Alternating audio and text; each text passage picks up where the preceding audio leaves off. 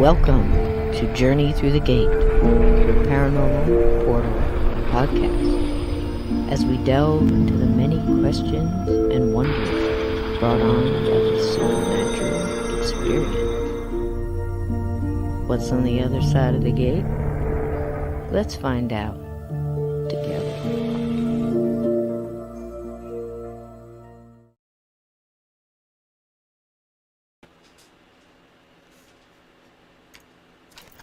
Hi babies, how you doing?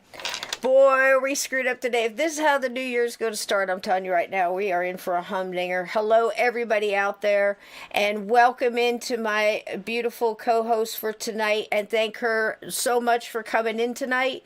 And we have Laura from Midnight in the Mountains. Hi sweetheart. Hi. This is going to be fun. How much do you love that episode, Art? Wasn't that cool? I'm just seeing it again. I'm just loving it. And I'm trying. We've got new equipment, so forgive me, chat. Hello, everybody.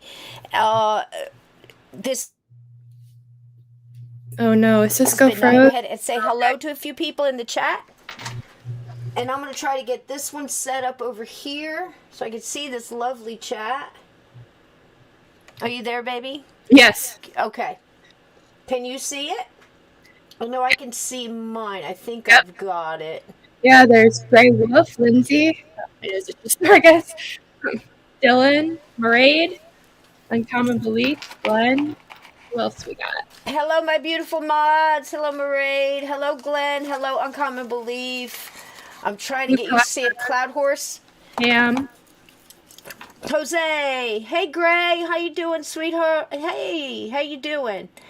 We got Ian in here. Gremlins. Yes, Gremlins. Gremlins. Yeah, he's saying gremlins. We have gremlins in our stuff. Well, the thing is I got a new great big. You guys can't see it, but if I look straight ahead, I see my laptop, and then I have a laptop over here, and then I've got my phone if I have to do like quick chats, because that way, it's really strange how you have it's a time delay, big time, between what's being said and it coming across over on YouTube, right? So it used to throw me off. So now I've gotten in here. Oh gosh, we've already got somebody. Go get them, mods. Go get them, mods. We have somebody in there. I think it's some kind of computer thing, because I've been seeing that a lot in the chat rooms lately. Just don't even bother them. Just block. Get your hammers out. Bam, bam, bam, bam, bam. Bop them on the head. We don't have any of that stuff. I don't even know what they said. The mods got them so quick in here. Broke into the wrong damn chat, didn't you? It's not even anything. It's like if you click on it to look at it, it's like a couple of letters and a period. It's weird. It's also testing. So if you look at one of these pictures, I've seen pictures of them. They'll be in these almost like Chinese factories, and they have probably like 100 phones in front of them. All these cables coming down. They're all lined up in front of them, and they're just putting it in one phone, and it's going out to like 200 and something phones, and then the whole factory, like you used to see sewing factories back in the day where it would be just, bang, bang, there's so many sewing machines and so many people lined up. That's the way this is, and each one's got 200 phones. So you can just imagine. And you get like 50 cents a text or something. I don't know what it is. But they're making buku money. Buku money. It's incredible. Grace says, we got him, Sysco. Thank you so much. Bottom on head. So for tonight, the first thing, now this one doesn't have any music, again, tech all day. I've had apps freezing on me, crashing, shutting down. I'm trying to teach myself next level of editing and making videos and doing stuff like that.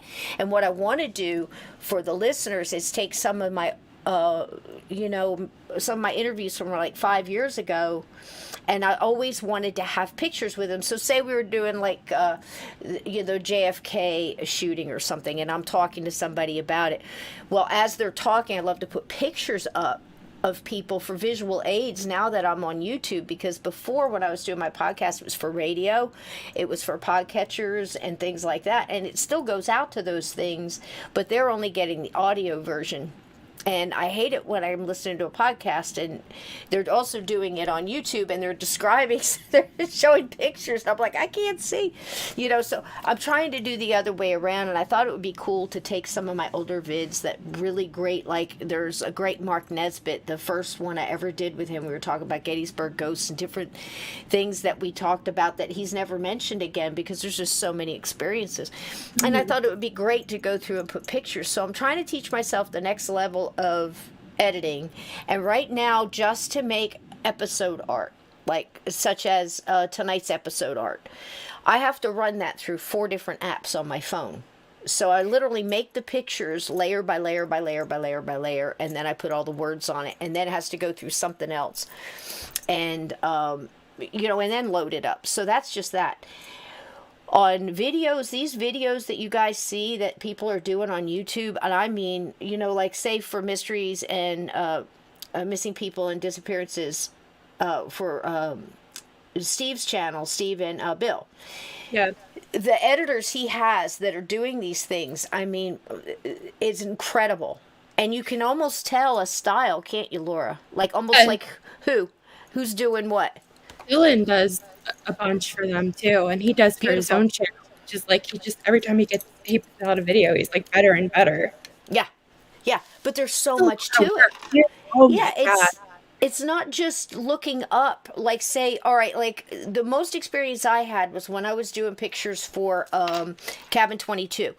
The second time I released it, and when I put all the videos with it, well, a lot of those pictures, I had to make the picture, then I ran it through a thing to like maybe add an element or get some movement in it, like say the smoke coming out of Jeb's tailpipe out of his blue Chevy, you know, or something like that, and just have some kind of movement to it, and then you put that on, and then you add it to the video, and you cut it and transitions and time.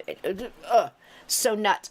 So for those who saw it in the beginning and caught it, we've got a new intro, don't we? Did you get, I don't know if you got to see it, Laura. I didn't even pay attention. I was so focused on it. Let me see. On mute. I know. Let me see if I can find it again, because again, tonight the technical crap right here is, I've got it. So I'm going to play it for you guys so you can see it, because the cool part about this is I wanted to find a way to include the listeners, the gatekeepers. So I've been practicing for 2 days, just animation. If you don't think it took me 2 days to move Little Crispy from one end of this thing across to the other side, let me tell you, my family can attest. So here's the new intro for 2021. I wanted to start this off with gatekeepers included. You know who you are, because if you're listening to this and you're a mod and you're somebody that goes through and enjoys the journey in your life and tries to help others along their journey, and you know, we've got gatekeepers coming from the other side to bring people across. So there's so many different levels to that word. But to us, our gatekeepers are, you know, everybody in here, everybody that takes what we were talking about here and tries to put it with their lives and tries to just understand it all and enjoy the journey, because we're supposed to learn from something of this, you know, from every little bit. So let's run it one more time. Our new intro for 2022. Goodbye 2021. Get out. Get out. Right? Bye-bye. That's how I read it too when you sent me the art for today's Get out. Okay, here we go. Here we go. Little Crispy on the move.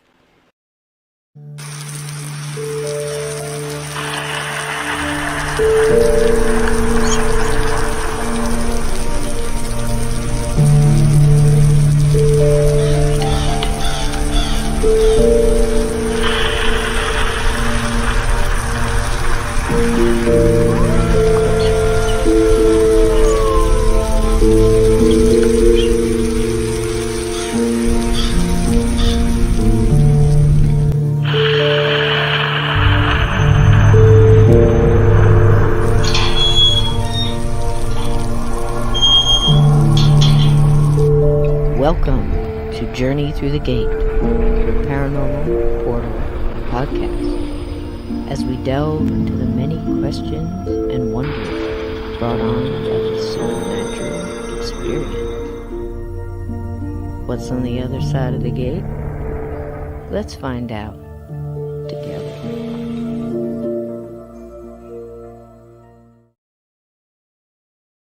Well, there you go, guys. I included the gatekeepers in our intro because if it wasn't for you guys, it would just be me and Laura sitting here talking about cute little ghosts and scary ghosts. So there you go.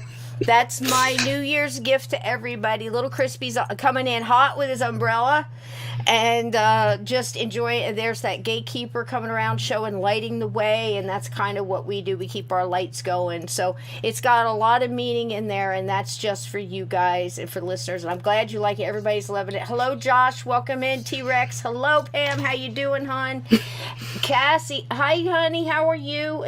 Gosh, it seems like forever since I've seen everybody. Has it only been a week, Laura? Yeah, I think so, because... Really? What did you do last Sunday? No, wait, did you have last Sunday off and then you were on Monday with Donnie and Steve? That might have been. Maybe that's why it seems like that. Or maybe it was 2 weeks ago. I don't know. But we've had a couple of scares in the house, and, everybody is good now within 24 hours. Mario got over his fever and his stuff. Nobody wants to get near him because he smells like garlic, but that's okay. Garlic will kill. Raw garlic will kill. I am not a doctor. This is not medical advice, but I'm here to tell you that raw garlic, if you look it up and use it correctly, you need to use organic garlic. You need to take a couple cloves. You need to chop it. Wait 7 minutes. Chop it again, and then put it in something that you can eat it raw. So, and it all depends on what you mix it with, how you get it into your body. So, say if you mix it with olive oil, it's going to take it past a lot of that digestive, juices, so it lasts. You can also mix red wine. And tomatoes, fresh tomatoes is good. Cayenne pepper is really good, all organic if you can. And another way too is if you really want to get it in there for like a chronic thing, you can empty out a hollow of grape and shove the stuff in there, roll it up, and take it like you're taking a capsule, and that helps get it past your digestive enzymes and stuff. So the thing is, and doesn't that sound like a salad dressing? So if you just mix it all in a salsa with tomatoes and red wine vinegar, olive oil, a little red wine, cayenne pepper. I put red dragon peppers in it because the healing quality, the cinnamon and stuff in that is just like tripled. It's so good for you. And that just kills viruses and bacteria and you name it. So there you go. Yeah, that with the other herbs and stuff like that. And thank goodness most of the people that are doing that are getting right through this fast. You'll sweat it out fast. And you want to add some whiskey to it, go ahead. I'm getting a lot of stuff here. Garlic will make your coat shiny as well. Yes, Glenn. This is why. Look, see? Absolutely.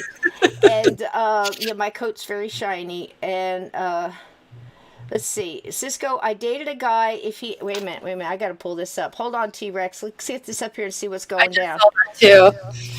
I dated a guy, if he ate garlic, you couldn't be around him for days.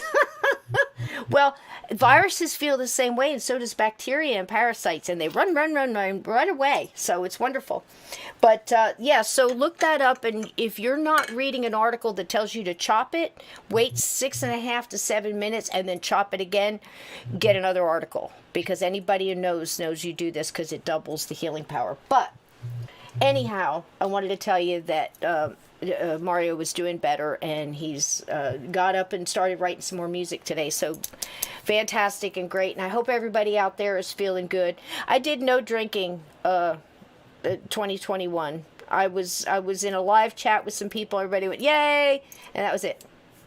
What'd you do for New Year's? I was in Stockton's 13 past midnight chat and just kind of sat there, and we all said Happy New Year's to each other. I didn't drink either. Yeah, I didn't want the hangover. I just didn't want it, Oh, he reeked. I can imagine, a lot of times people can't stand to be around garlic, but, I'm going to eat my salsa. I mean, I'm not going to die because you don't like how I smell. I'm sorry. Right? But anyway, it worked, and I'm very glad. So I highly recommend keeping a lot of garlic. We always have garlic, lots and lots of organic garlic here. But and then you could chop it, you could put it in olive oil, and you could do a lot of different vinegars and stuff like that. But the point is eating it raw, you know. And here's another little ditty for you.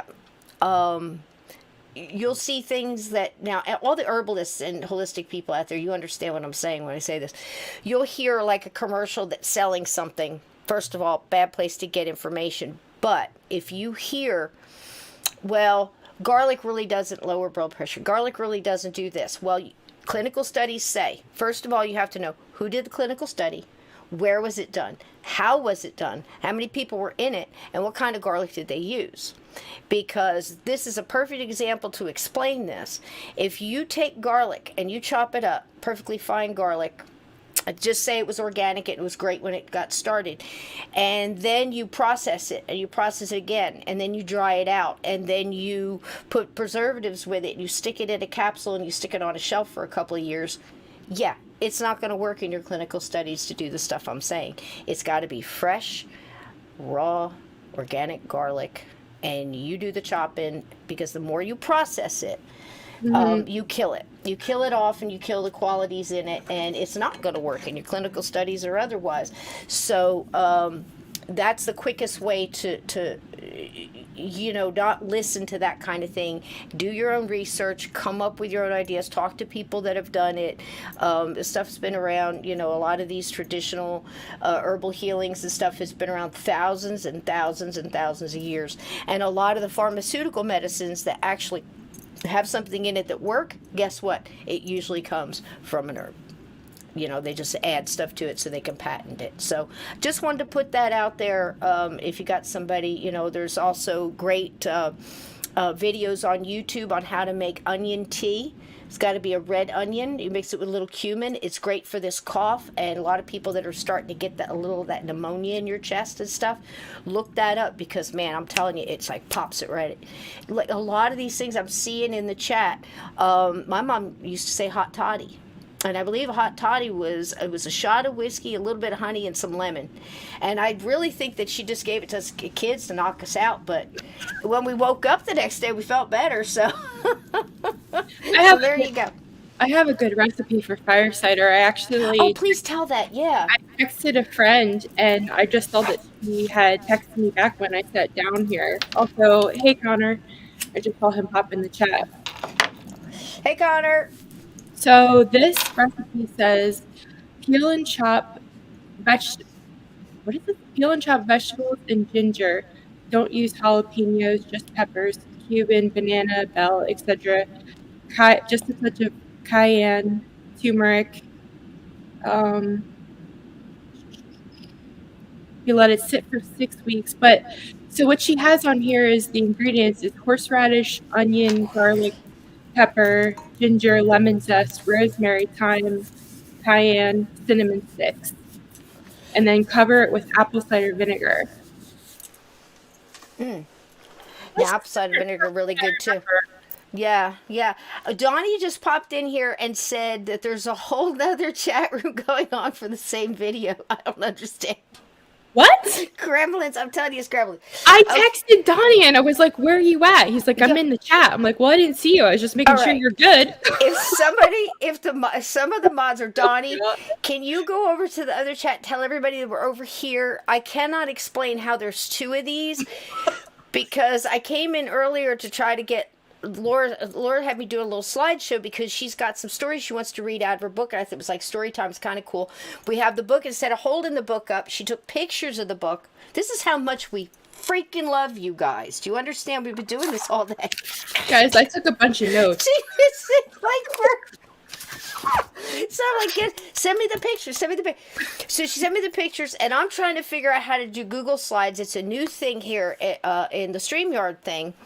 And I'm like, this is great. I'll do the slide. So we did the slide, and we got a couple of ghost vids for you. We got a whole thing. Gremlins. I know, Ian. I absolutely. It's Gremlins, and I think this is how, 2022 is going to start out. But, yeah, doppelganger channels. Oh, God. I don't understand. I don't either. And because I don't know how it happened, I don't know how to stop it. So I don't know. I guess we're on both. I don't know.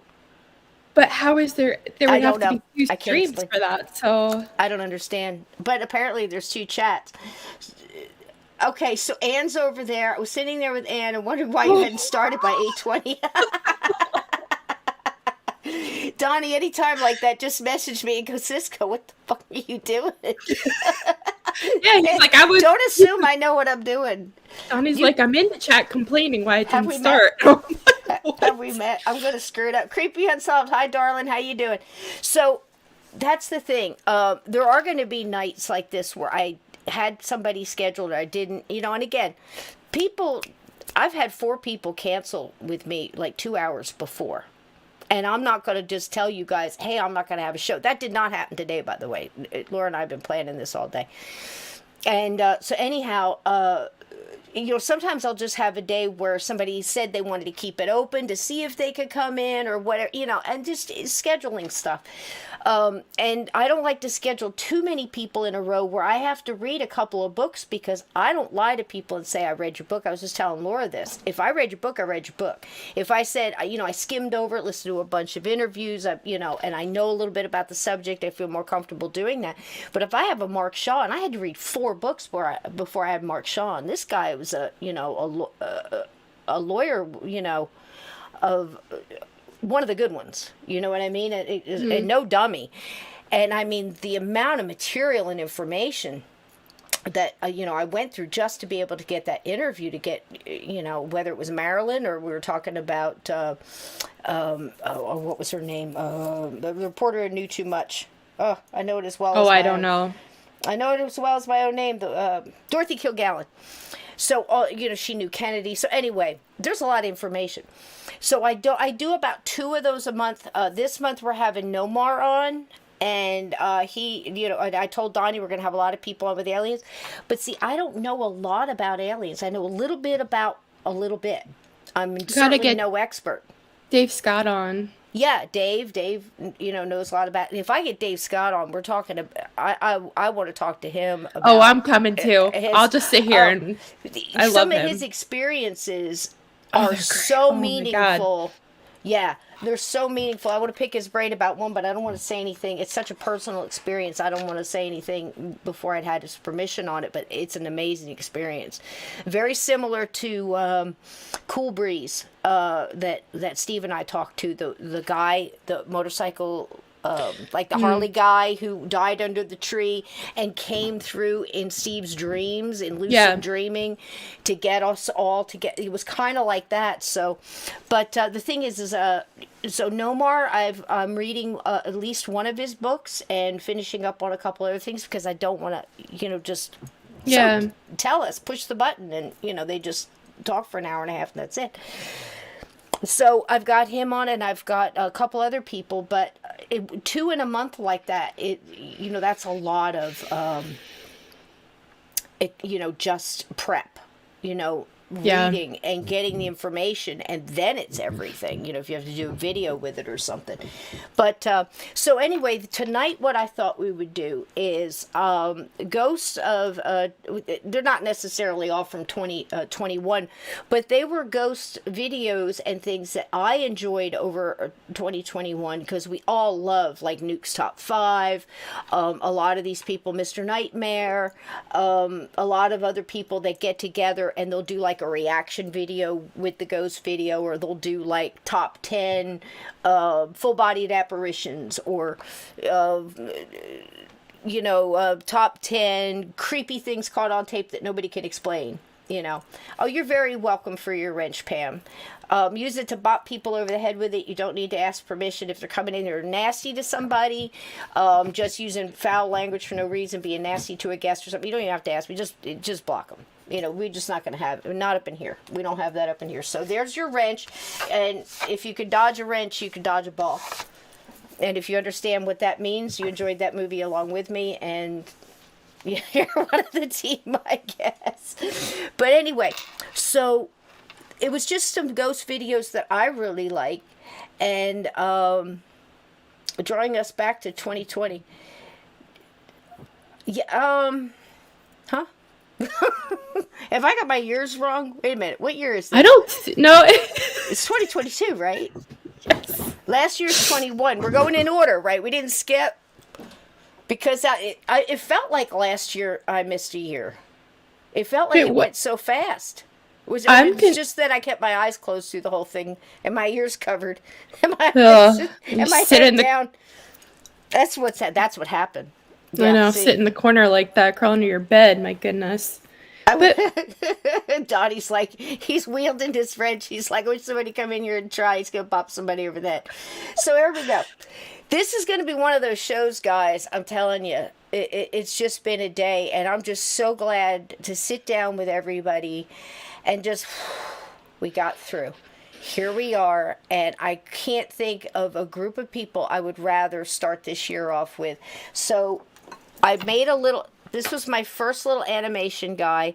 Let me see if I can get it to come up for you. Because I wanted to say Happy New Year. So let's see if this one worked out. Okay, here we go. It's just a little Happy New Year, Happy 2022 from me and Crispy. And he should be, there he is. Here he comes. Here he comes. And right in the heart, right in the love. Look at that.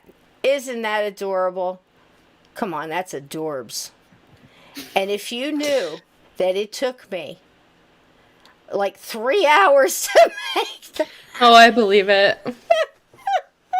But, practicing with the different apps and everything else, and you're moving this tiny, on my phone, people. Oh, on my phone. Dylan had asked what you used to edit video. That was on my phone. That was like several different apps. That's a layering app. That's an app that you can run through in a Chrome, green screen. You can do that chroma. And then I take it and I put it through another app, and I built the clock and I built all that stuff. And then you put it together. It's nuts. But all of that's on my Android. The app that I use to do most of my editing is on my laptop, and that's Movavi. And then I got another one that's a Leap. What is it called? Video Leap or something like that. And that's the one where you can now, that was my big deal. I wanted to make an animation where I could just make the ghost fly. But you have to make every little dot in the pattern you want him to go in. How big, how small, in and out. And it just, you're moving. So it's kind of cool. And it's something that I want to get better at, and I want to get better at the transitions and all the connections and stuff like that. So that's why I was practicing with that. I had some time, and so there you go. Happy New Year. I love y'all. Crispy, right in the heart. That's for all you guys too. So nobody loves to chat as much as I do. I'm just saying. I know Steve's close, but Steve holds his love back just a titch. You know what I mean? Because he's that Tennessee, he's that Tennessee mountain guy, he's not too lovey-dovey. But, yeah, I'd say I love you guys just a little bit more, but don't tell Steve I said that. Okay, so are you guys ready for a ghost video? You want to see some I'm going to save the good one and your stories for last, I think. How's your neck's good? You okay? Yeah, I'll live. All right, so we're going to watch a couple of these. You guys want to see some ghost vids? This is what I thought was really cool. Now, sometimes I'll pull them out and I go, what do you think? Like, I think one of my favorites all time, again, is Hampton Court Ghosts. And we can show that if you want later. I love that one, that found footage that everybody gets freaked out because, like, you see that kind of almost like the Glimmer Man. You know which one I'm talking about? Yep. And then they're running and it's coming towards them, and supposedly they found the footage. I don't know if it's real or if it isn't, but the story's great. Don't you want it to be? Yeah. So, a lot of these aren't so much where I'm like, this has got to be real. This has got to be real. I'm not saying that. I'm saying this is so cool. Look at this. That's what I'm saying. Does that make sense? So let's check this one out. Let's see what we got here. Is everybody still near? Did we go in and get everybody out of the Phantom chat? Is everybody here? Anne's still over there, I think. I told Donnie to get her out. It gets trapped in the pocket dimension. Is she? Is there any way we can go and get her out? Does she know we're over here? Change proton packs. Oh, Jesus. I don't know where I put my proton pack. Hire an animator and just sit back with a glass of wine. You know, I should, but That's I'm determined. so expensive. Yeah, oh it's my very goodness. expensive. I was going to be a graphic art. Well, that's what I did in high school, but I did by hand, just like my parents did. They worked for a huge paper here in New Jersey, Asbury Park Press. They used to hand draw all the advertisements. That was the generation before me. I was going to school, and this was before computers. I mean, computers didn't even think about doing stuff like they do now when I was in high school. Everything was still drawn by hand. I sold a lot of logos, and I did album covers and things like that. But I want to get to the point where I can just do these videos a little bit better. So, like I said, they're a little wonky, but they were made with love. So, yeah, I can't imagine how much an animator would be. All right, so here we go. Let's see what we got in the kitty. All right. Danger, ghost crossing. Check this one out. What? Are you kidding me? Now you'll see, I've got it at a couple of angles here. This was just a regular surveillance camera, street camera, high up on a light post, so it got the whole section. It's just this thing formed on the corner. Watch it form. Very slowly. It just forms like it's just, a person at the crosswalk. And it changes with the light. When you see the whole thing, you can see it. And I slowed it down. It almost looks like arms to the side, doesn't it? And then it goes off and up. And that's just a close-up angle. You'll see it again from far away. Just incredible, man. And you could see those arms. Did you guys see that? Maybe I should go back. Showing them that you care I'm going to take it back just a second. Some of the materials that you'll need to create shut up, mister. I'm ready for you yet. Chill the fuck out. You're in like rare form tonight. I'm so sorry. Okay, I don't care. So here we go. Now watch, you could kind of sort of see as it gets just above, you can see like the arms forming. Like I see legs, and then I see like arms down at the side, like it just decided, screw it, I'm gonna fly. Mm-hmm. Look at it. There he goes. Oh yeah. There he goes. That is amazing, right? Man, if that's real, that's Hi, something. Be Kind. Hi, Jilly. Hey, Andrew. How you doing, sweetie? I think Andrew was stuck over there too. He said Andrew, something about Mister. I'm not ready for him yet. Go back. Hush. Go back.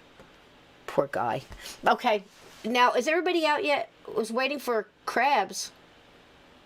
Oh, what? Was waiting for okay, wait a minute. I read it wrong. What? Did I get? Look, he said. Creepy as all. Wasn't waiting for a cab. He flew home. No joke, Crabs. man. I'm sorry. I thought somebody had crabs. That could be bad. I don't know if garlic could probably work on that too. I'll tell you what, to keep you from getting them again, because if you put garlic on that, nobody's coming near you for a while. Oh, I wasn't stuck. Okay, Andrew wasn't stuck. Okay. What's happening? Yeah, okay, so Andrew wasn't stuck. Ann is stuck. Has somebody gotten Ann? Is she in there? Is she actually sitting all alone in a chat that doesn't exist? Oh my gosh. I have no way to contact her either. I don't have her Facebook or anything. So. Well, if she's in the chat, can't somebody go in the other? How do you get in the other chat? Is it a dark hole? Don't go in a dark hole you can't get out of. Donnie said I waited for crabs. They never came.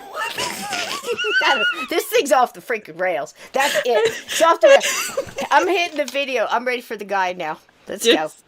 Ann, come out.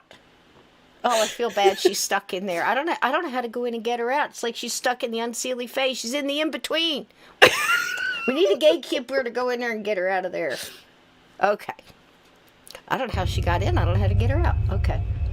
So what's going on now? What do we got now? Is this guy in his cabinets? Ghost in the cabinet. Okay, here we go. This poor guy. That you care about your artwork. Some of the materials that you'll need to create a cover sheet are, there goes the cabinet. Scissors. You'll need some tape. I like to use the thick that does not tape. look like string to me. You'll need some double-sided tape to put your image onto a mat board. You'll need, of course, your image and mat board, and a large piece. And no offense, but this guy really isn't talking this fast. I've sped it up because it was a really long video about him talking about how you do a presentation and cover your artwork. Why somebody is doing a video, no joke, on how to tape a piece of take a piece of Scotch tape and tape a piece of paper over your artwork. People need videos like this. I don't get it. But anyway, he's all up in this. He's not thinking about the cabinet, and you could tell by his face. Now, here we go. I'll shut up now. Paper. Once you have your image mounted to the mat board, take your large piece of paper and place it over the image itself. You'll want to cut the paper so that it's slightly longer than the mat board your artwork is mounted to. Even had kind of like a little delay there. Did you see him kind of the way he jumped? Yeah. And I'm telling you right now, if this guy's got a ghost, he's a basket case by now. I'm just saying. I mean, not to pick on him, but see how high he jumped with the cabinet door. Now, can you imagine this guy coming home and finding all of his stuff? You know, he's out of there. He's not going to stay. So there you go. That one did not look... The reason I chose that, door opened, door closed. Now, if you're going to put a string on that and pull it, you either have to be standing on the other side of that wall, or you have to put a hole in there and stick a string through it. I don't think this guy's going to do that for that little bit. Then, and like Nuke's top 5, he always says, you know, there's nothing else on this guy's YouTube video that has anything to do with the paranormal or anything like that. You know, I don't think it's fake. I think it's real. And it's something as simple as opening it and closing it. It's, you know, simple, but... You know, if the guy didn't do it, and it certainly wasn't wind, it has to be some kind of supernatural force doing such a thing. Even something as simple as that, right? Now, this one is, what do you think, Laura? I don't know, because there could be like fishing line or something, and there could be another entrance from like over... I'm side. Pointing as if you could see where I'm pointing. Yeah, I do. So what you're saying, let me just for the chat, for everyone in the chat, let's be perfectly clear. This could be as neat as it is with this little plants on top. I wish my kitchen was this neat. It's not. I really do, but I don't think anybody's if wishing made it so. But look how neat he is. He's got the little silk plants up on the top. Everything's probably dusted as a son of a bitch up there. I mean, look at the guy. So this is a nice clean house. It doesn't look to me like this is a studio. You know, like there's a wall on the other side, but there's nothing. But a guy pulling the string on the other side of the. Yeah, I mean, it's not impossible. It's not as likely. I don't know. Chat, what do you think? There could be an internal mechanism remotely operated. You know, there could be, Donnie. Let's see, what else? Dylan's getting attacked by his cat. Dylan? Dizzy? My cat just jumped out of nowhere. Did it? Probably got a ghosty cabinet. Because that's where they like to stay. Donnie Cho, I get, okay, well, this is be kind. I don't know, is this a private conversation? I feel like I'm missing something. Donnie Cho, I get it. Here's my problem with some of the ghost shows on TV. They're screaming and yelling at ghosts, demanding their appearance. Then they freak out when they get a sign or dismiss it. Oh, so true. Number one show for that, besides Ghost Adventures and Zach and the Gang, has got to be Most Haunted. But it's so tolerable because it's done in these great accents, the British accents. But I forget the girl. I love the guy. Oh, I wish I could remember his name. He's such a great historian. That's who I really want to get on this show. He's one, but I have a hard time with everybody in the UK that wants to be on. 8 o'clock, is there like, 1, 2 o'clock in the morning? Or some ask Maraid. Like she's that. Like 5 hours ahead of us. Yeah, I think. it's hard. I mean, yeah. So some people will do it and some won't. Claire Broad's trying to work it for me because she's such a doll, but she's got kids and stuff. It's hard. So I'm trying. Somebody's positive. I don't know. Did we find Anne? I don't know. No, and somebody else said she left. They left her there, lost in the ether. I don't know. Oh my God, no gatekeeper left behind. Somebody go get her. There she is! Oh, Yeah, are you okay? Was it dark, cold? Was it cold and lonely? Were there things grabbing your ankles, like dark, nasty things you couldn't see? Oh God, it must have been awful. We're so glad you made it in. We can't explain it, Anne. So I'm so sorry for your distress. You didn't miss anything except Happy New Year. Making videos is hard. Garlic's good for everything. You have to eat it raw. And we're not sure about this guy, but he's a little jumpy.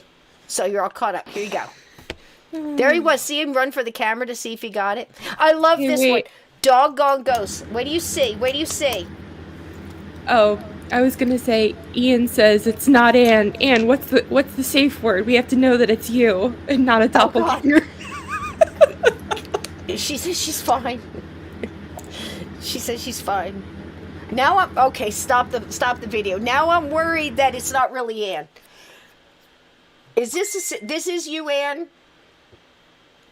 And not somebody else? Okay. Somebody pretending that it's Anne. He was just joking. Okay. Okay, here we go. Back to the puppies. Look at this. This is a shit show tonight. It's a shit show, baby. It's a shit show every night. Here we go. Did you see it? Did you see? What's the puppy doing? Oh, wait a minute. yeah. Wait a minute. We're going back because this is too good. This is too good. Look at here. Keep in mind, no, the owner of this backyard and this black dog does not have a white dog. Look at all the, it's either orbs or dust or I don't think it's raining. Look, see the dog? See the white dog? And when you see the white dog put his paws, look how it just kind of, see how the paws, it kind of it's weird. And it's not just a glitch with a white dog because the owner has no white dog and it's completely fenced in yard. Now, what do you think about that one? Did you see it? Yeah, it's a ghost. It's a ghost dog. It certainly looks like something because it's not solid the whole time. I know. Let's see. The gatekeeper that let her loose. The gatekeeper let her loose. Oh gosh. What do y'all think of that one? Yes, Donnie, we know you have a white dog. His name is Toby, and he's adorable. It's very remarkable, Jose. I know. Well, it's so cool because this dog was playing with it. Did you see? Oh. Wait a minute. Glenn asks, Anne, was it like the Twilight episode where the kid got lost in another dimension and had to get him out before the portal closed? That was such a great episode. I forgot about that episode. Oh my gosh, that was a great episode. Mario was watching because he was a little peaked yesterday. He was watching Twilight Zones all day. Jilly said she tried finding the Phantom Chat. She couldn't find it. We need remote viewers. Right. Hello, Fast. How you doing tonight, sweetie? Thank you, Be Kind. Mr. She left Fox. you a super chat. Oh, Be Kind. Thank you so much.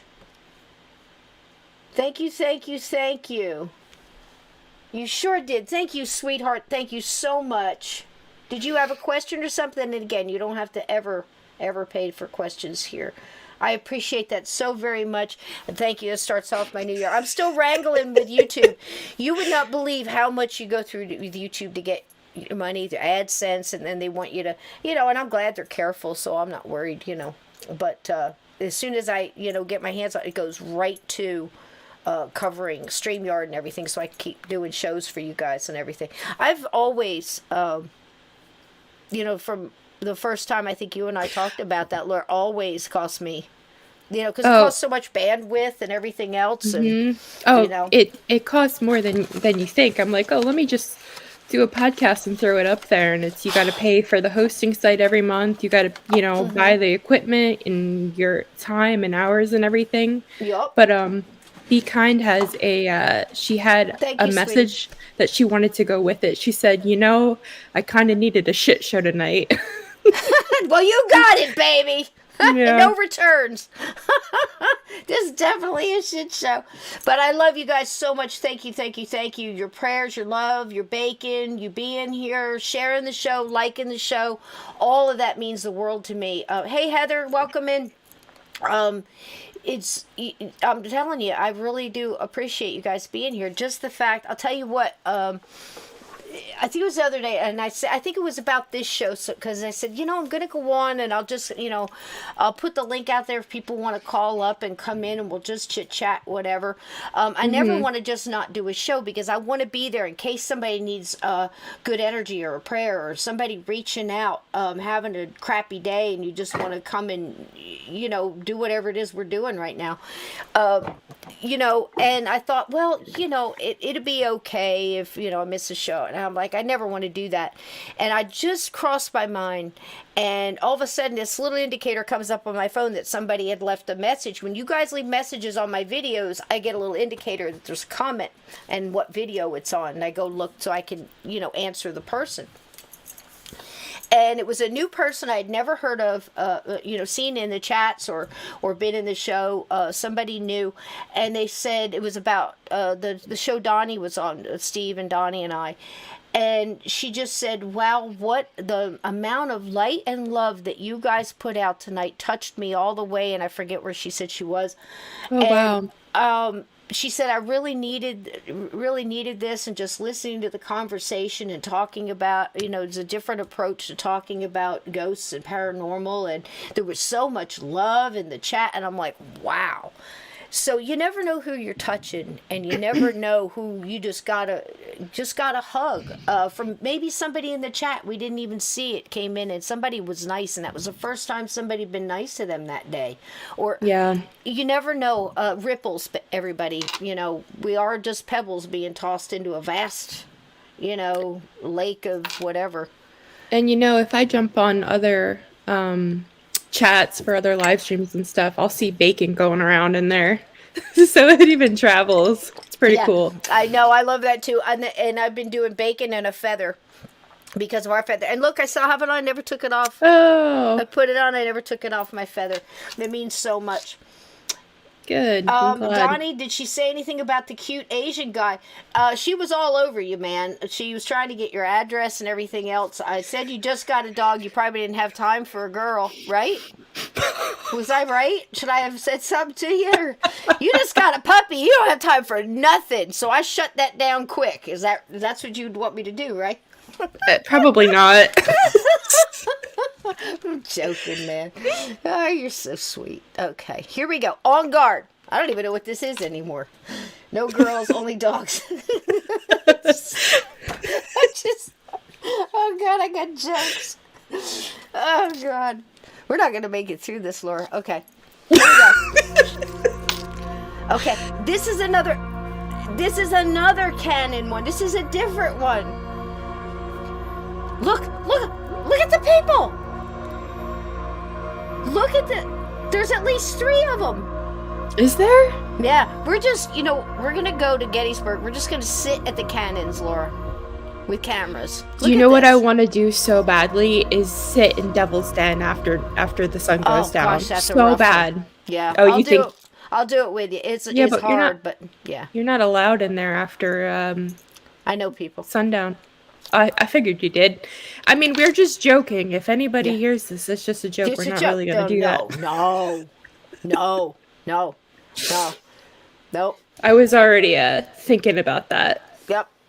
There we go. Look at those mad skills on that video. Look at this madness. Thank you guys so much. All right. Yes, Donnie, you can come. Yes, Donnie. Come where, Donnie? We're not going anywhere. What are you talking about? No, we're not going anywhere. All right, here's another one. No, we're not going anywhere, Donnie. Now look at the lady. See her jump? Now watch. Here comes a close-up. This is just simple, but look. This is nuts.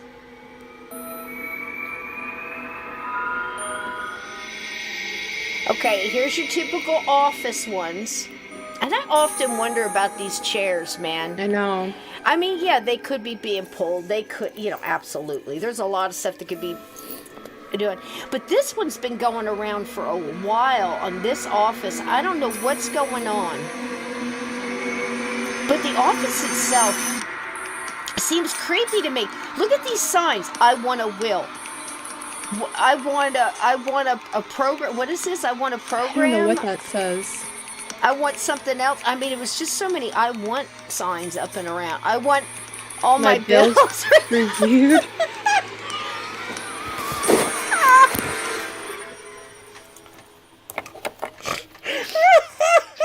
So, it's so creepy. Holy shit. The signs are so creepy. I think that's why the ghosts there are so angry. I don't know. It's just, it doesn't make any sense. Oh, this one's nuts. Okay. Okay, behold this one.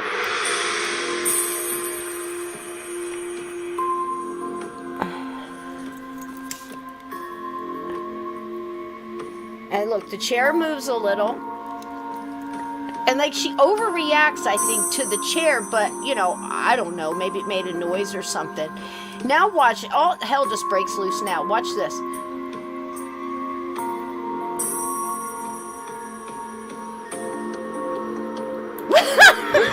I don't get it. All right, one more time. Hold up. One more time on that one.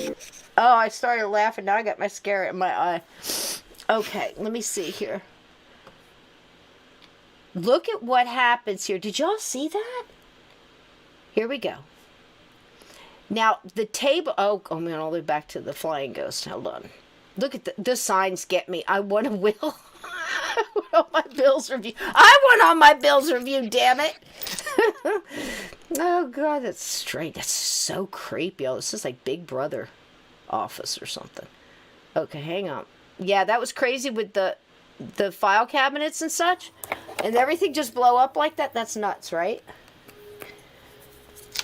I mean, you know, is it possible? Sure. You know, I mean, that could have just been a string being pulled. But this is a lot. Yeah, fake on the faint. Yeah, I feel you. But watch what happens if you slow it down, kind of. Here she goes again. Now, the chair moves. That's the first.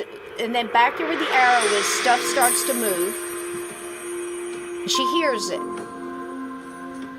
After a little bit, the chair goes, and that's what makes her jump. I guess she was getting stirred up because a little at a time was happening. Then she goes to get out the door, and it pushes everything in front of the door, and that's why she hits her head. See? Was that her doing that? Or was that moving? No, man, that's something moved that. Watch it again. Here she goes. She's out. It's already gone bad. But it gets worse. Everything gets moved in front of that. This is the door. And she's headed for it. You see all that? Yeah. And that she does something weird. And then it pushes her. And she hits her head or faints. Now, isn't that the nuttiest thing? Did you guys see that in the chat? That's so odd. When she goes to move... everything just pushes in front of the door, like to block her. That's nuts. I can't explain that. I don't know how to explain how she hit her head either, Laura. I don't know. I mean, that really doesn't look too fake to me because, like, I know just stupid stuff. I completely overreact. I'm always listening to, like, scary podcasts and stuff. I'm so jumpy. It's terrible. Right. I, like, scream and throw my hands up and jump. I mean, if you looked at that video, I mean, I've watched that footage, like, so slow. Hey, Aunt Edna, how you doing? Love and healing energy towards you, because I know if my bones are aching, your bones are aching bad today. It was just like so much moved towards that door, and the whole thing up, the camera's almost above the door, and that corner looking down at it. So all of that stuff that moved went in front of the double doors. Yeah. To block her from leaving, and then she hit her head on the, passed out. I don't know, maybe it hit her. Looked to me like almost like her feet were pushed out from under. That was just nuts. But I put this one on here. This is, I call the lonely guy in the DVD place. First of all, I feel terrible for him because he's putting away all these videos. Is there even a place like this anymore? I don't think so. But it's a little thing where this spirit goes back and forth, and like he'll put something up, he'll knock it over. He goes another way, knocks something over, and it's like back and forth. You can just almost see it moving. It was just different, so I thought I'd show you guys. And it's just messing with him while he's putting stuff away.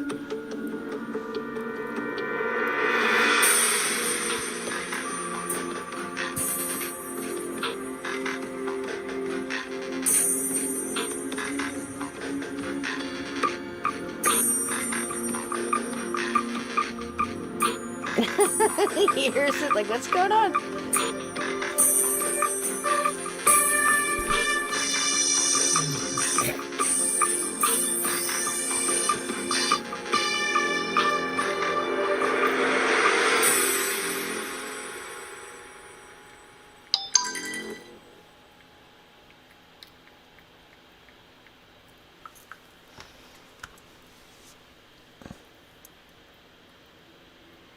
Yep.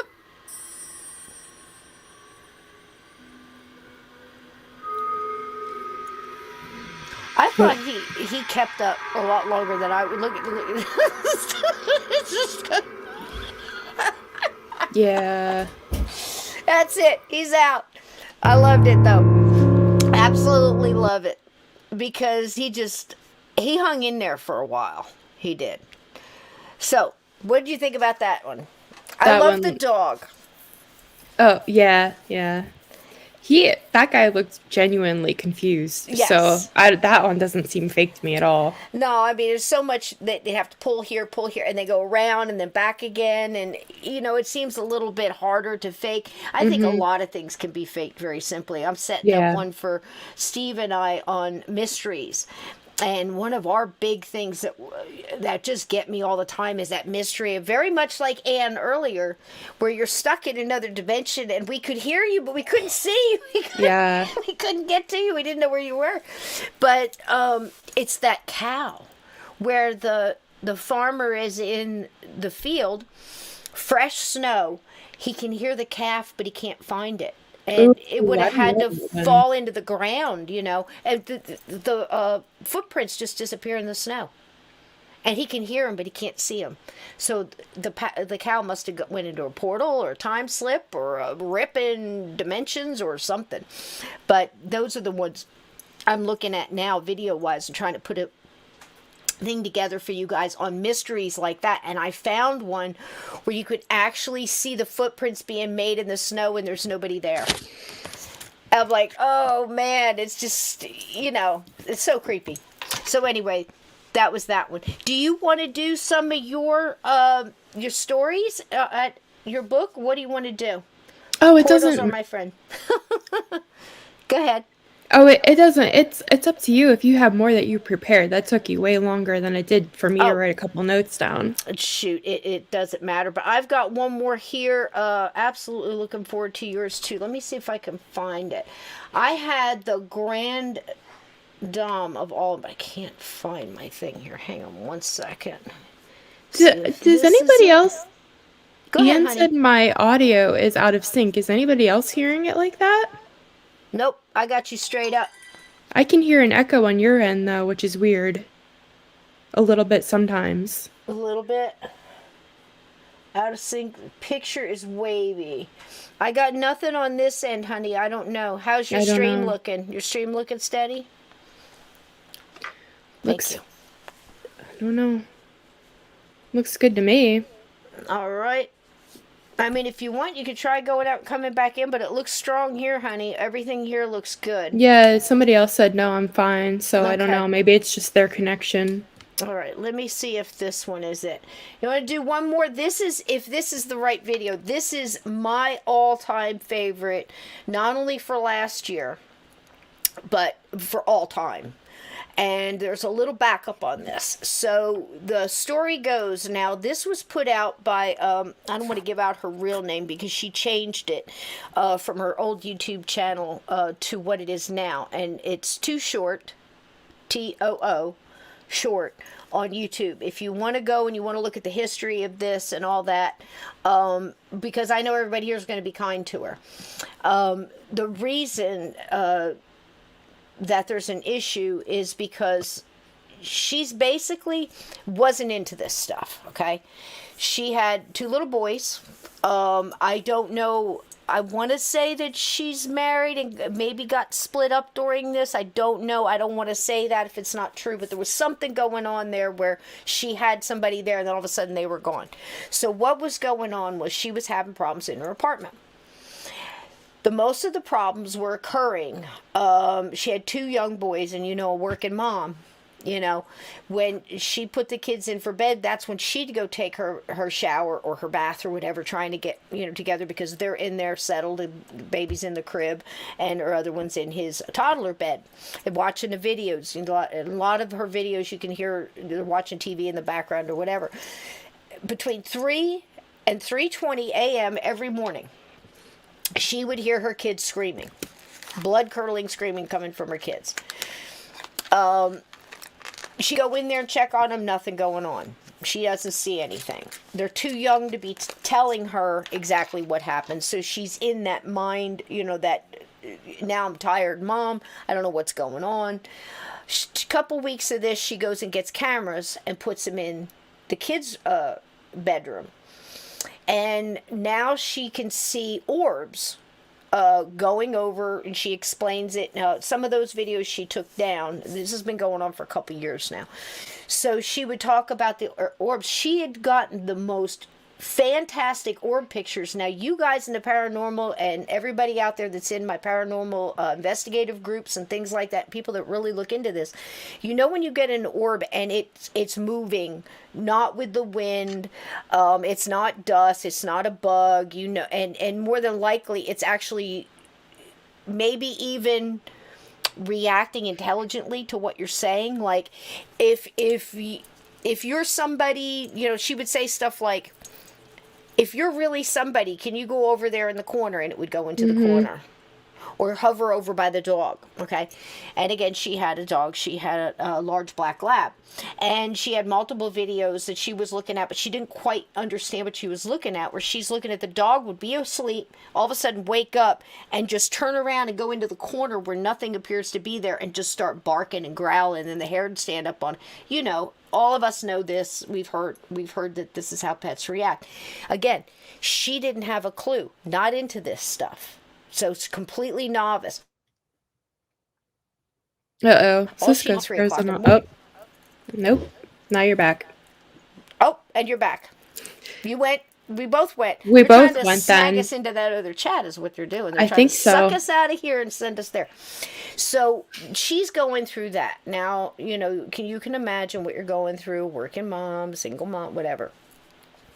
She starts to get people to come over to help. I know she said there was a medium who said, I felt something. It wasn't anything definitive. So she asked one and then didn't want to ask anymore. You know how the story goes. Figure out everybody's the same. So if I get another medium or another group in here, they're going to say the same thing. It's just what normal people go through when they don't have any knowledge of this and are getting desperate and sleep deprived and fear for their kids, and you start adding this anxiety, whole shebang, right?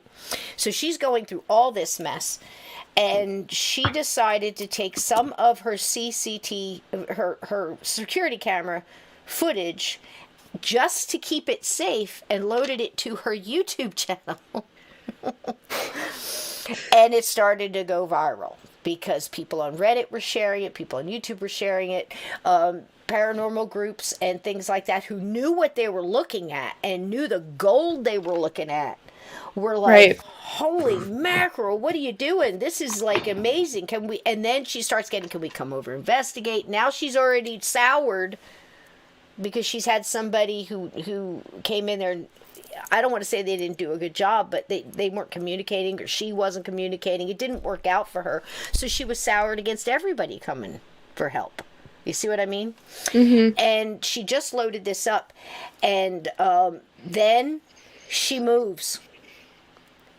Now she's out of that house. She's out of that apartment, and she's gone, and the whole thing, the reason she moved and everything else is people were getting on her YouTube channel and telling her she was a liar, that it was too good to be true.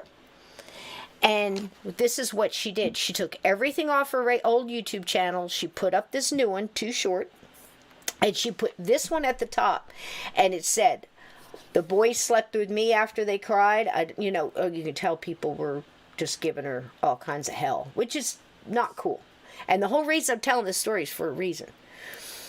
You fake this is BS, this is blah, blah, blah. I'm telling you, I've been watching this woman for 3 years. Her story hasn't changed. She doesn't want the fame from it, and she's moved out of there.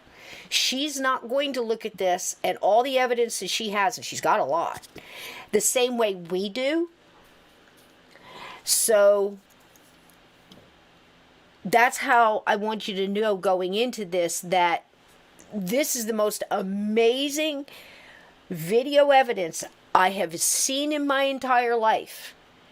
And the whole thing was shut down because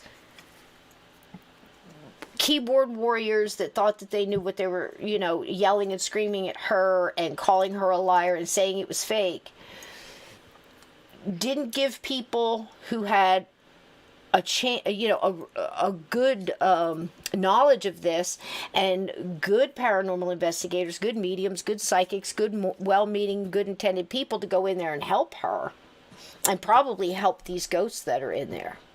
Because what you're about to see is, again, the most compelling footage I've ever seen. So without further ado, Laura, did you want to say anything about it before you see it again? It's amazing. No, it gave me chills though. Yeah.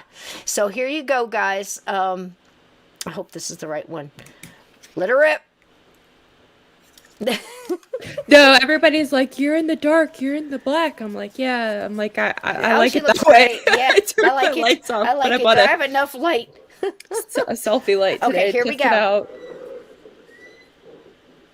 Do y'all see that? That is not a person opening that door. It is, but they're not alive anymore. She opened the door. Now, when you see this, I've chopped it up and stopped it. You could see right through her. Look at that. He can kind of feel something's there. Do you see him? He's like, what's going on? Like something's up. He can feel it.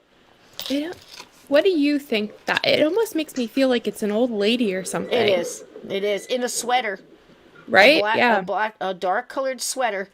And the thing that gets me is when you're older and you start losing your balance, if you lean forward like that, she would hold her arm out. That's a natural thing to create balance, like a cattail. You see what I mean? And that's exactly what she's doing. Can you see? You can see right through her. Look again. He's going to open the door. It's kind of like, I feel something there. And I don't know if you can hear that.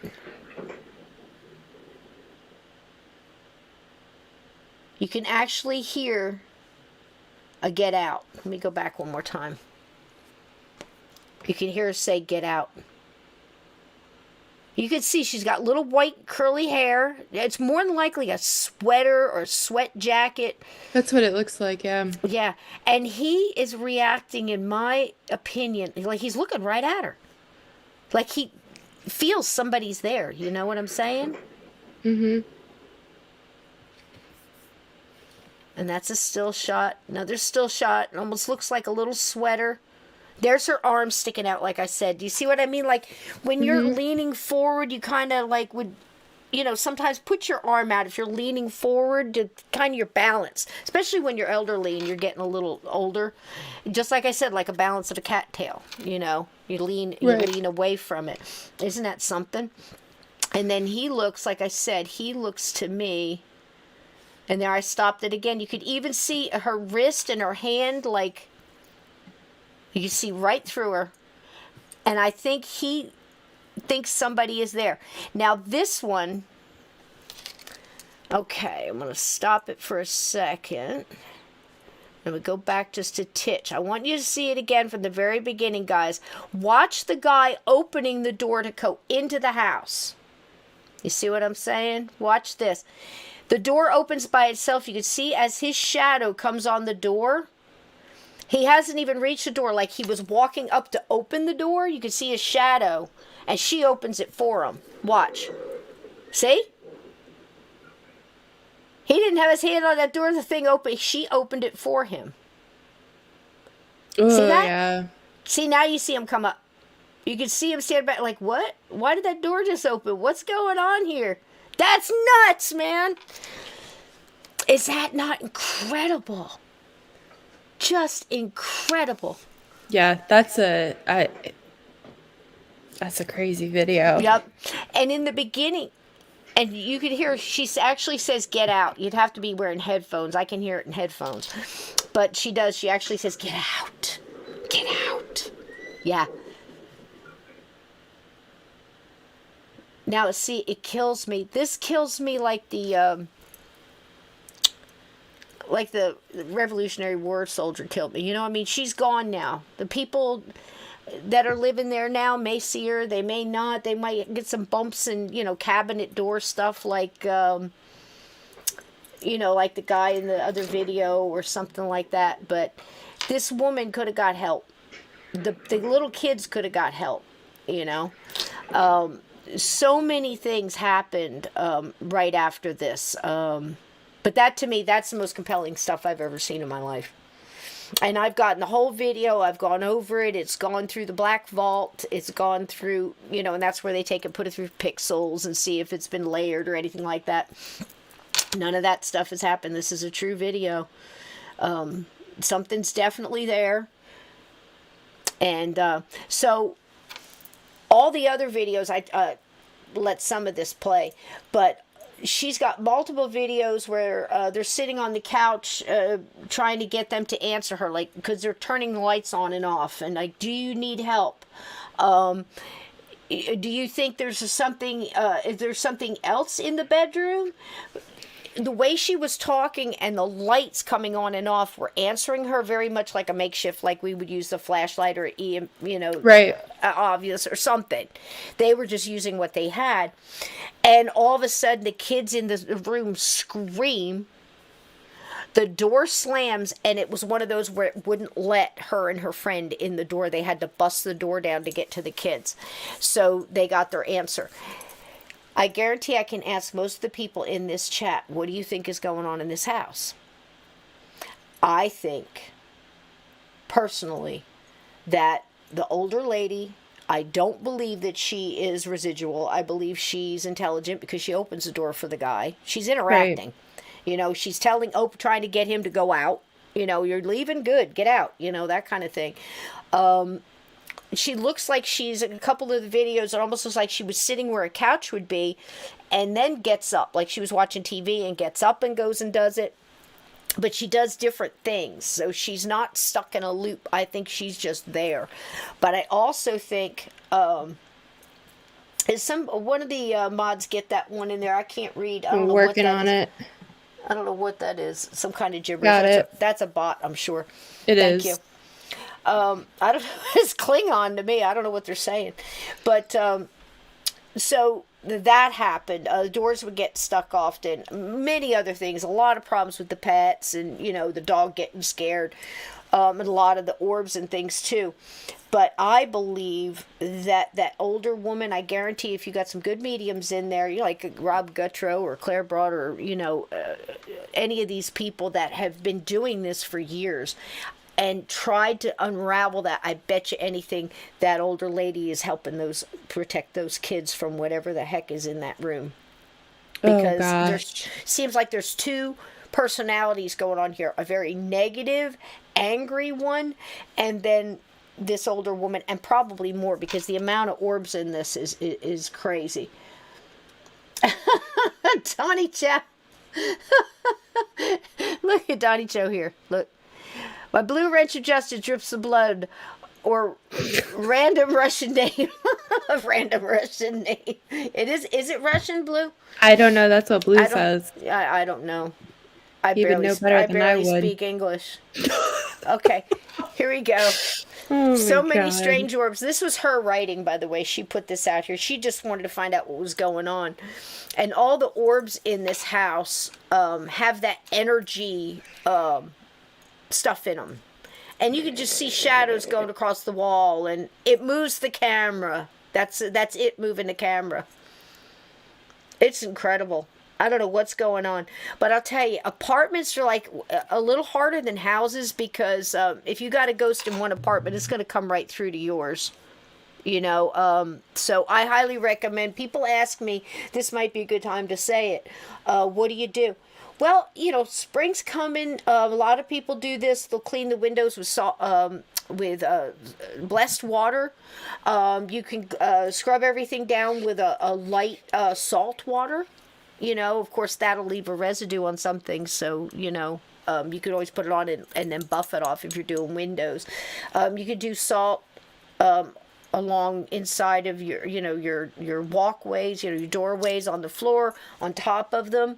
You can use the rock salt. You can use pink Himalayan, whatever you want. The thicker the better, just because it's easier to work with. A lot of people use kosher salt, only because you can buy it in a great big thing and it lasts. It doesn't get all cakey. You put it in the corners of your room, each room.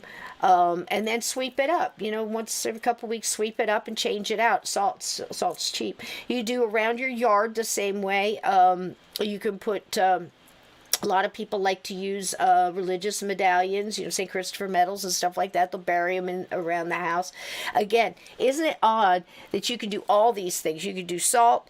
You can do salt water cleanse, holy water. You can do rocks, and with intent, put the rocks in black the tourmaline. corners. Yep. You sure can. You can just regularly take rocks out of your driveway. As long as you put something in it from yourself, intent. This will work. Your intent, correct? And you make a barrier. Of course, you can do sage and sweetgrass and things like that. You can open your windows when you do it. Yes, please, because you're just chasing around. If you don't, you have to start in one end and move it out, and open the windows. You can also do anointing oil. I'll never forget the time I went around the whole house and we had something, and I just pulled all the stops. I've told the story before, but this is great. Mario comes home and he goes, he's got this big closet, and the closet door is mirror. Like a walk-in closet, but you move, it's big mirrors, Mm-hmm. And I put on both mirrors, I'm doing with the cross, with the anointing oil and the salt along the thing. Poor man comes home from a long day at work, goes, takes a shower, comes out and gets his clothes out of the thing, and just very calmly sticks his head into the living room and goes, that's just in my closet. Is there anything I should be worried about? And I said, not anymore. And he said, okay. And he just walked away, never said another thing about it. I love that. But he's learned over the years, don't ask. Because, if I'm chasing something out, I won't even talk about it or acknowledge it anymore. You shouldn't give it more energy. And you call it back. But he's like, nope, not anymore. And poor man's just, he is a little jumpy. Do you blame him? No, I was just going to say, I can't say I blame him. Oh gosh, this is so much fun. Who knew you'd be having this kind of fun tonight, Laura? I know, it's hard to contain. Well, I knew it wasn't going to be boring, I'll tell you that. Hey baby, there you go. All right, here's a couple more full bodied apparitions, just to compare and contrast. They're all different. They're going to be, most of these are outside, I believe, caught with just people's, surveillance cameras in their driveway or whatever. I've got several myself, and I'm getting really used to seeing things that go by and how glitches might happen. But if you're looking at something like this and it glitches, it should come out the other side. And this one doesn't. So take a look.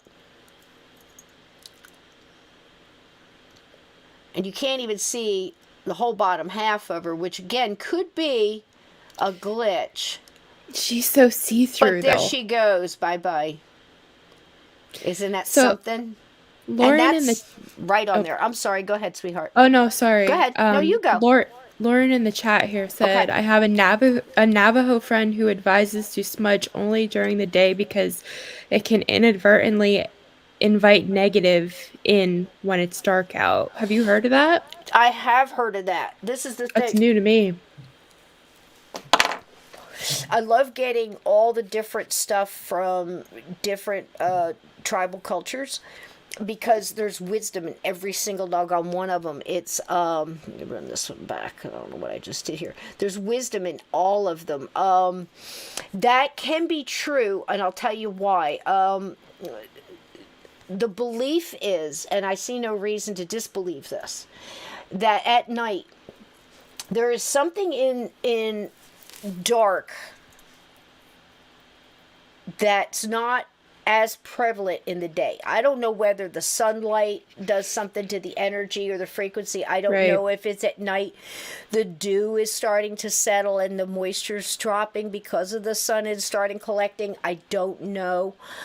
But I have heard that. However, I'm not afraid to smudge anytime, because I believe that if you go at something with that kind of intent, you're going to blow it away anyway. Mm-hmm. But if you're somebody who's more likely timid and you've kind of drawn it anyway, and you're kind of timid and you don't have like a forceful intent about getting rid of it and just adamant, like, I'm not having it, you know? You have to be that way. Then I could see that being a possibility that it could add.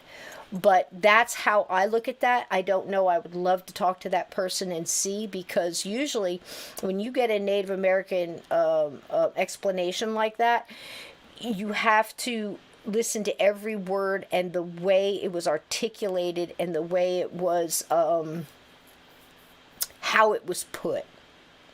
Because it's usually got multiple layers in it.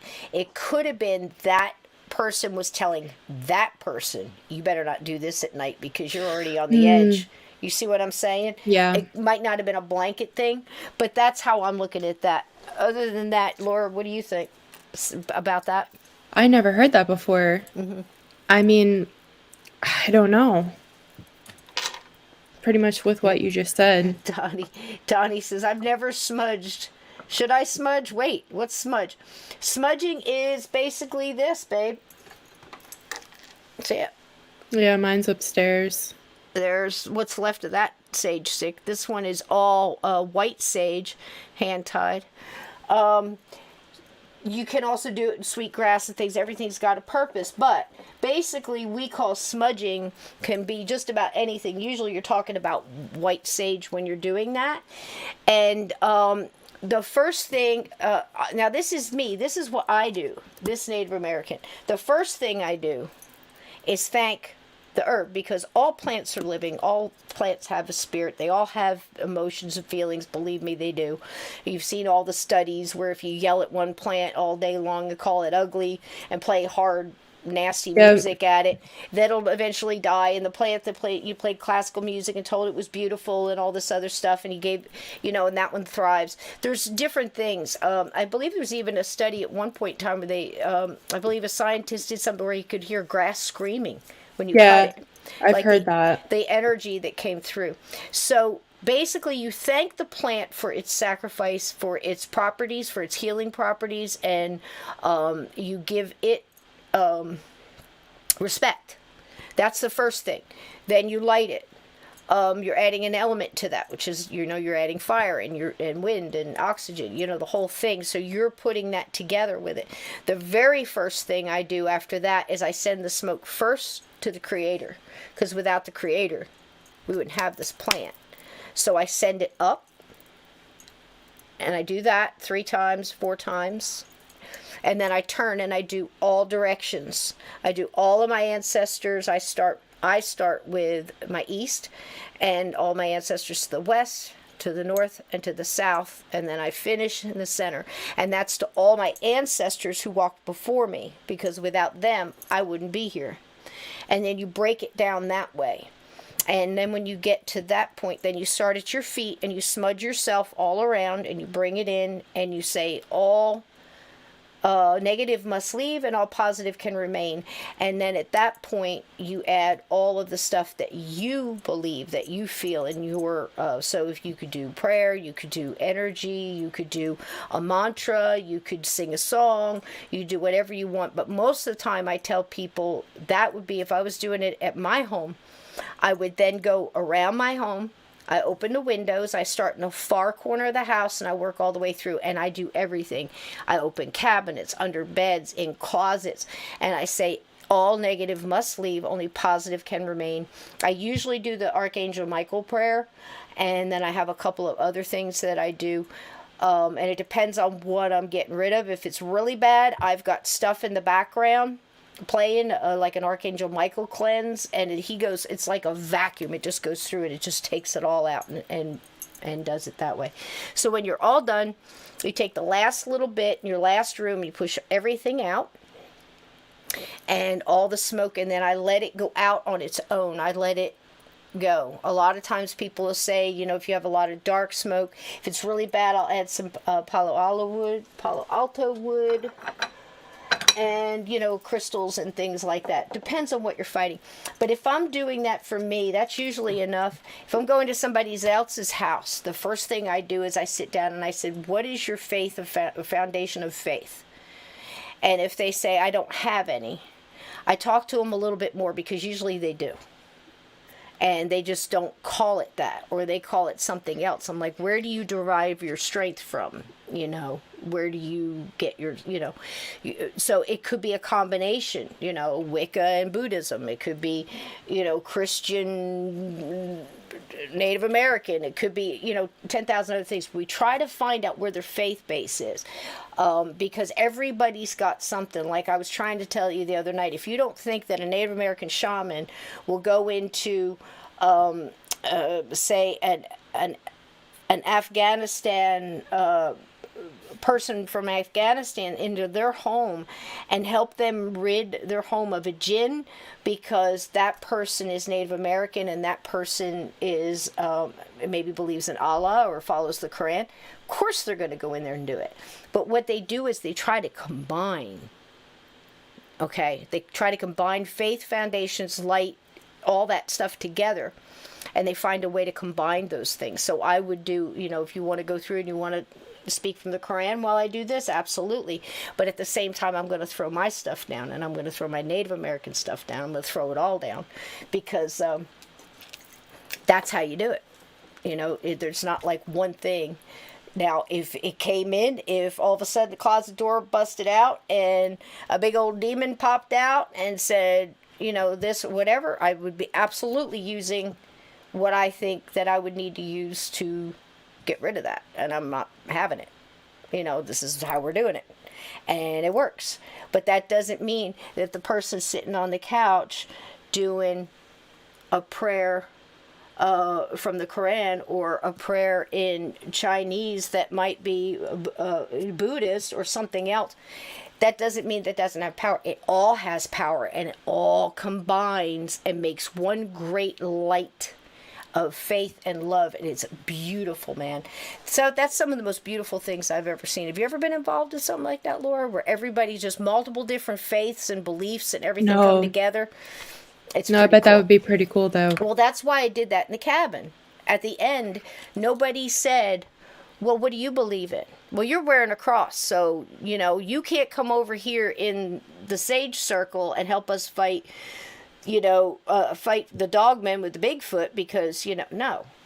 They said, what are you here to do? I'm good. I'm here to fight evil. And they go, we're so glad you came. Join in. And that's the way, eventually I think we're going to get to that. But there's that. So here we go. So that's sage and Donnie. So you can get it and you can do it and you can add in your stuff your way. And you just do it with intent. And if you are the owner of that house or the renter of that apartment, or the, if you do, Steve does it when he rents hotel rooms, and I'd absolutely recommend it. But I will tell you, you're going to have a harder time with an apartment than you are in a house or a duplex, because that wall, their energy is coming over. Their energy. It's like if they have cockroaches. You have to put up everywhere. Extra stuff. You have to bomb. You have to keep your stuff tight. You have to get that boric acid in every corner. You have to make sure your stuff is clean and all this other stuff, just to fight from keeping their crap to come over to your home. But it can be done. But it's cleanliness and keeping up, and, you know what I mean? And maybe banging on the wall and telling them to clean up their stuff too. But see, it's residual, and there's so much, just residual. If there's something bad going on in that apartment, oh, for sure, all that energy is coming over there too. So that's, it's something to think about. So definitely, it's the thing about smudging is it's not a one time and done. It's a maintenance thing, like brushing your teeth or washing your hands. You wouldn't, just use hand sanitizer and never wash your hands again, because hand sanitizer is getting it right that second. But if you keep that maintenance up. One of my favorite stories is this guy was having problems, and this ghost kept coming and bothering his kid. And a guy at work, eventually they got to talking about it. He says, hey, my wife does the smudging and stuff like that. She does it at our home all the time. Why don't you let her come over and do it and see, what happens? The guy was kind of wishy-washy about it, but the woman was adamant. So she went in there, she handled it. She did smudged that whole house and smoked everything and smoked that bedroom and everything else. The next day at the water cooler or wherever at the office, the guy said, well, it didn't work. He goes, what do you mean? Did he show up again? He goes, well, he's not in the room anymore. He's outside looking in the window. It worked. He's just outside now. Yeah. Better outside than in the house. Yeah, but can you imagine having the conversation? They didn't even realize, it worked. He's just outside now. You got to go do outside. You got to keep pushing, And a lot of times people forget to do their car. You push it out, it's just going to get in the car and ride to work with you. Oh yeah. But, do your car, do your driveway. A lot of people, before they move, they're renting a truck, they'll smudge inside the rented truck, smudge everything that's going that's a good in there. idea. Smudge everything that's going in there, start clean, smudge the new apartment. And I still, to this day, don't understand why people don't have mediums that they trust walk through a house before they buy it. Yeah. What a time saver. That's such a friggin' nightmare. Mm-hmm. Mm-hmm. I've done that. I've walked in and was like, oh man, this is a lovely house. Take my foot out of the car and put it on the ground and go, nope, too bad we got to go. So, if I ever buy a house, you're coming over. Listen to your gut. Before I buy a house. Absolutely. Okay, so here's this apparition and she's just walking and she disappears. I pulled a couple of these because I wanted you to see. I mean, that's no glitch, man. And you can see, one of the other reasons I pulled this is because this is directly off that camera. Now, here's one that's kind of cool. It's going to be in my left hand. Do you see it walking? It just appears midway and then walks off. There she is. You see that? Mm-hmm. Just appears mid-stride and then moves it, and that's a solid wall there it's going through. All right, here's another one. Now, look up on the porch by the back door. A ghost just appears and walks right in the door. It looks like he disappears, though. Right? It's one of those patio doors. But it's in the middle of the night. That's creepy. This one you can hear.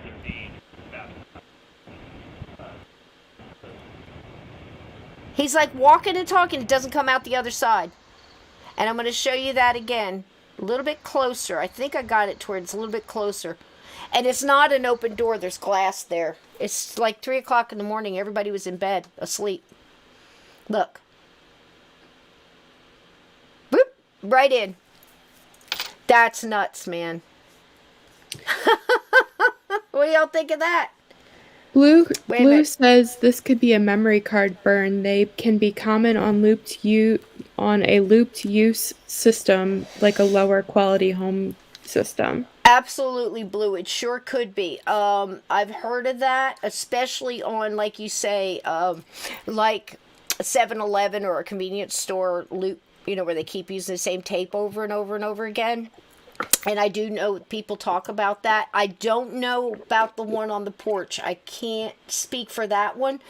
The one that you first saw where the girl disappeared walking, that one they were talking about that, and it was for sure, it wasn't a system that was using something like that. I can't remember what it was, whether it was Xfinity like mine.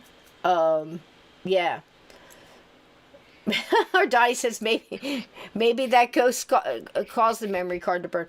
I mean, but that is something to think about. You could get that. I know a lot of people are looking for that now to see if that, is coming up on that. But that's just creepy, man.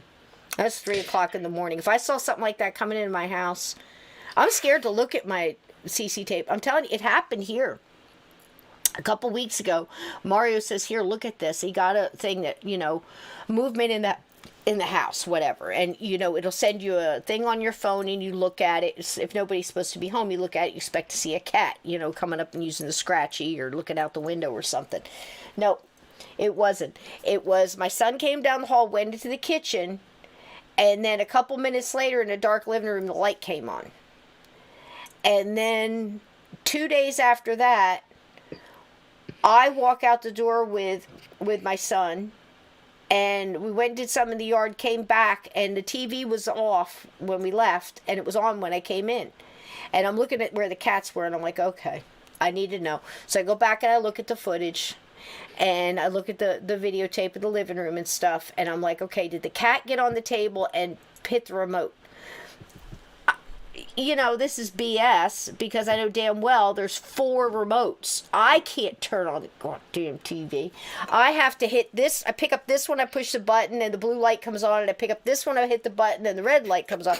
Put those down, I pick up this one, and I hit those 2 buttons, and that thing comes on, and then maybe the TV comes on. If it doesn't, I have to go do it all over again. I hate this stupid TV. So that's why I don't ever turn the TV on. But I know that it would have had to have been a miracle for that cat to hit in succession those buttons to get the stupid TV to come on. But I looked. The cat's in the hallway. Nobody's on the table. TV comes on. I'm like, okay, that's it. Get the sage. I mean, literally. I just don't play, and I haven't had any problems since. So I don't know if there was something starting up. Like, hey, let's get a little energy here. Was it something in the light? It's one of those old-fashioned lights. It's not on a flickety flick. It's on a stickety stick. What do you call the little thing that you turn? You go click, click, and the light comes on. It's actually on the light stand. I don't know. What's the light switch? My lamp's right here. I don't know. A light switch, knob switch. What do you call the thing that turns on the light? Anyway, you have to physically turn it like this to turn it on. It's not like a touch, sensitive light or on a dimmer or on the light on the wall or anything like that. Yeah. Having a medium go through a house is a great idea, too. Thanks, Lauren. It is a great idea. Usually people will move in and start having problems in about 6 months to a year in, if it's like a mild case.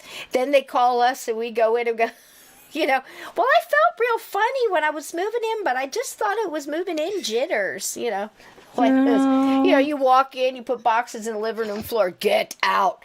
Well, what do you think that is? Oh, it's probably just the wind, honey. Isn't this a great place? This is wonderful. Yeah, it's great. You're going to lose everything.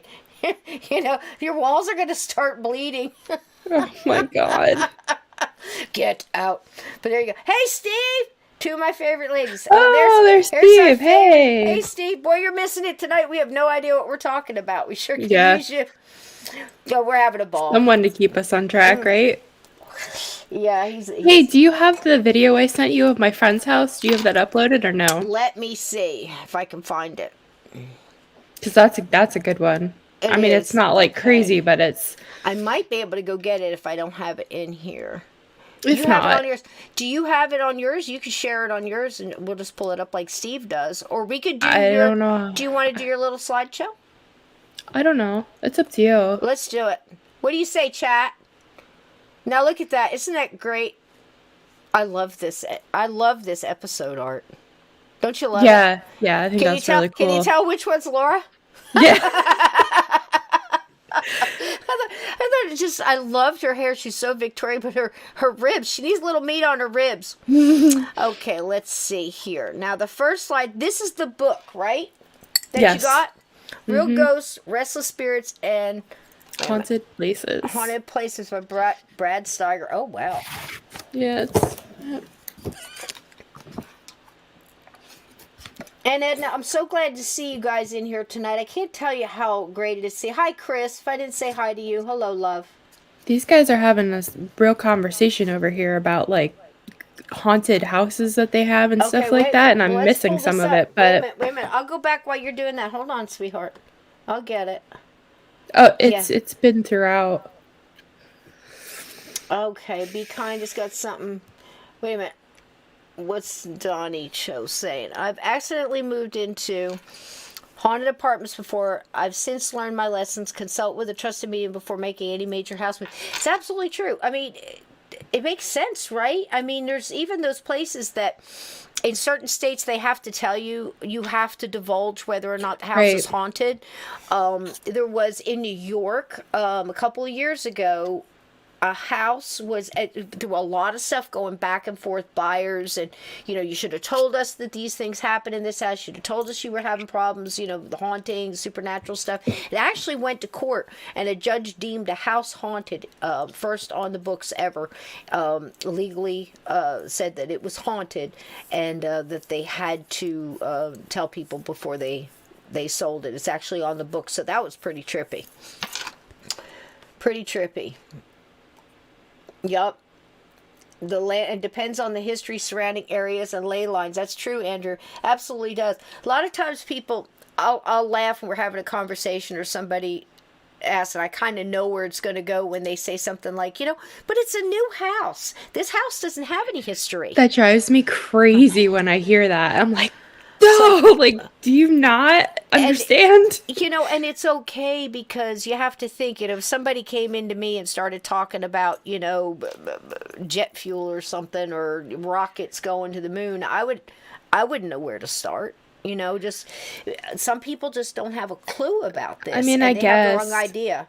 It just seems so obvious to me, though. You know what I mean? The land. Look at poor Yanni. I mean, Steve and I talk about that all the time. That is a perfect example. The Toys R Us ghost.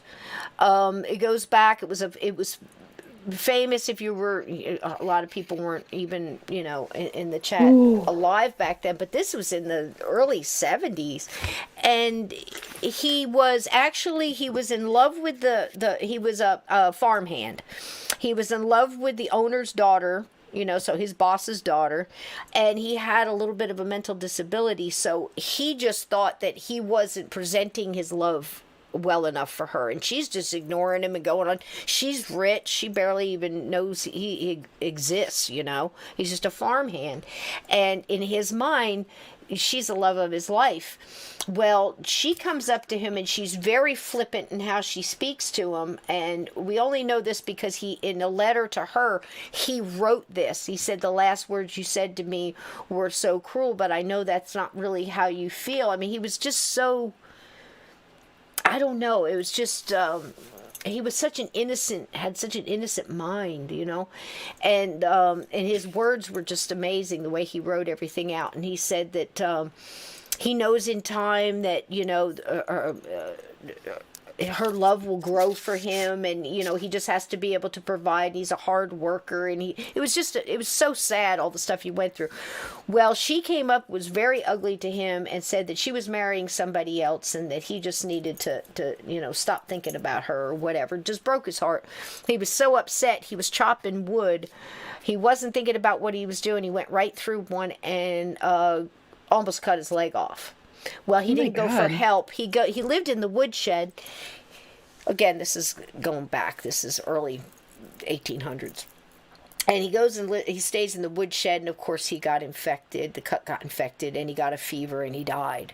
And when he became a ghost, he was so confused, he thought he was still where he was, right there by where the wood pile was by a lake, and the house was up on the hill. Well, the next thing you hear from him is 100 and something years later, he's at a Toys R Us, and he thinks it's still his lake. Right. And he's not playing with the toys. It's just his energy going through is activating some of these battery operated toys and things like that, and they're going off, and things will fall off shelves and stuff like that, until they got a decent medium in there to talk to him and find out what was going on, and multiple times had to go back and continue to talk to him over several years till they finally got him in the mindset enough to be able to listen to that whole light love vibration, and then got somebody from the other side to come over and cross him over. It was an incredible story. But that right there will tell you, again, how things go. How it looks to them sometimes. 13. Let's see here. What's Steve saying to us here? Toys R Us is long gone, but it's an REI Sporting Goods now. Wonder if he's still there. Well, if he is, he's playing with a lot better toys, that's for sure.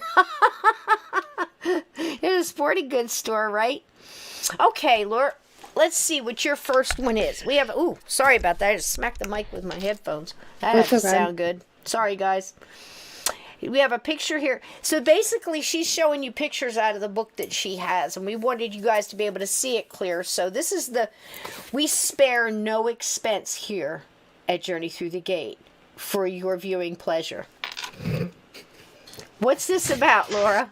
Okay, so this one, it says that. So this picture is from 1995, and it was from the Wem Town Hall in UK. And in 1967, a fire was started by a young girl, and the building was destroyed. Oh. And so obviously this is the same building, but it's rebuilt, but it looks like she's still hanging out here. Oh. Look at her. Boy, that's a clear picture. Look at that Right? face. You see the curls in her hair and everything. Look at that. Oh, gosh. And to think, if she started that fire, the stuff she's going through, her mindset, in her death echo, Yeah. It really is. I mean, hauntings, a lot of them, they make me sad if it's people that don't choose to stay. Yeah. Now this one, I don't know, is this a ghost sitting on the rock, or is the ghost the... No, so that is the ghost, and you can see the text there too on the picture, but it says, Bachelor's Grove Cemetery in Chicago. No one was seated on the bench at the time the photo was taken. Wow. So that's somebody, a ghost. Wow. I write my email real quick here in the chat. Sure, go ahead, babe.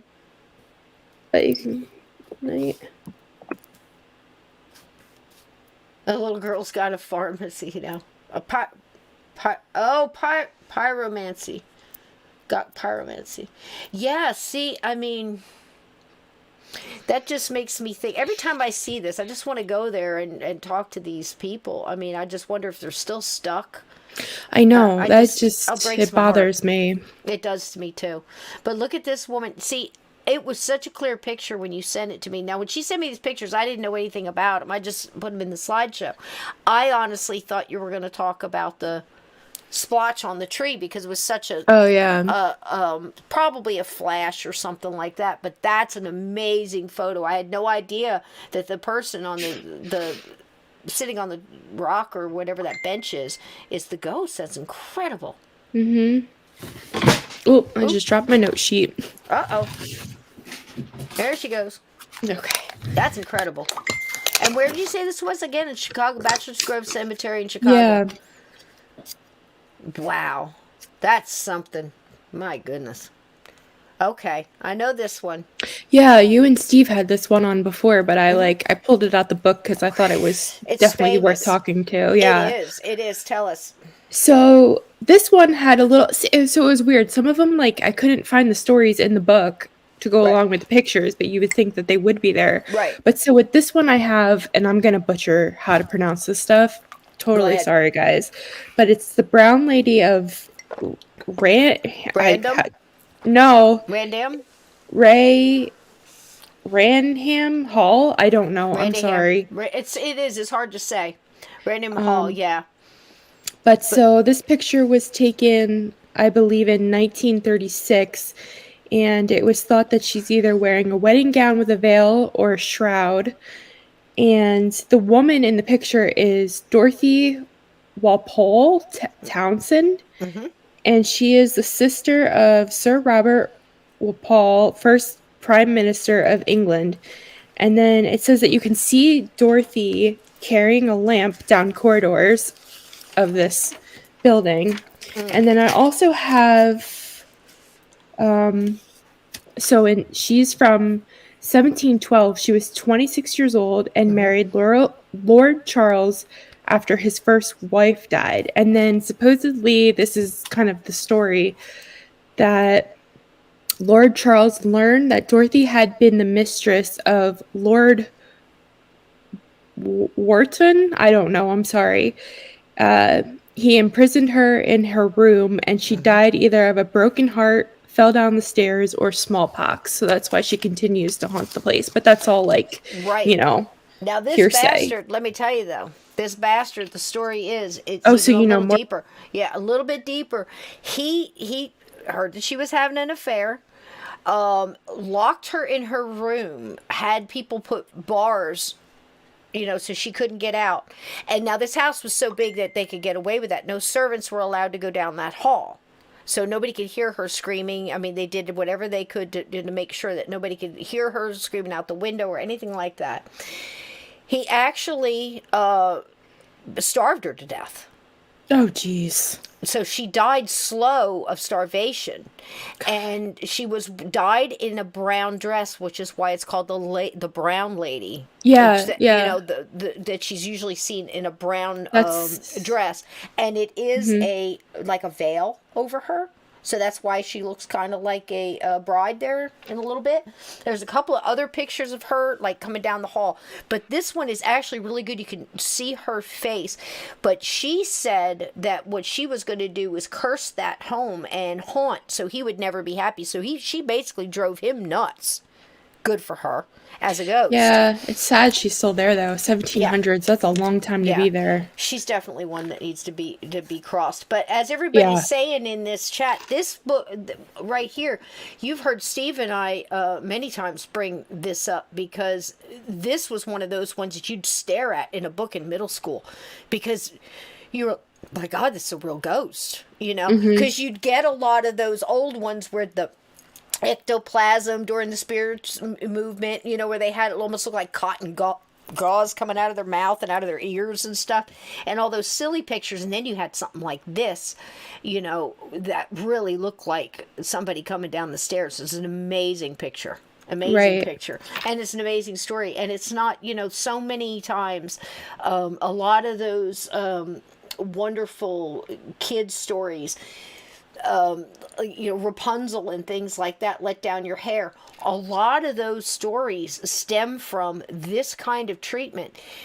Many, many women were locked in the Thai Tower and starved to death, walled up in, behind brick walls and left to die. I hate those stories. Yep, like in Borley, the Borley Rectory, a nun and a priest had an affair at the rectory in Borley, famous Borley Mansion, and that was the big story. There was the nun was seen. I think they hung the priest, and they took a nun and put her in a wall.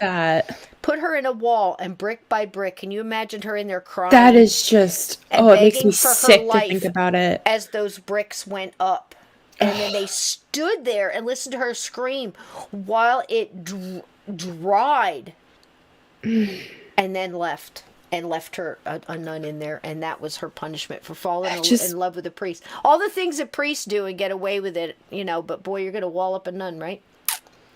Yeah, of course. Life is fair.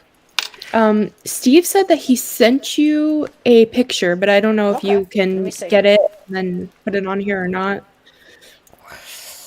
Oh, let me see if I can catch it. Yeah, it is evil, Aunt Edna. Yeah. Jeez.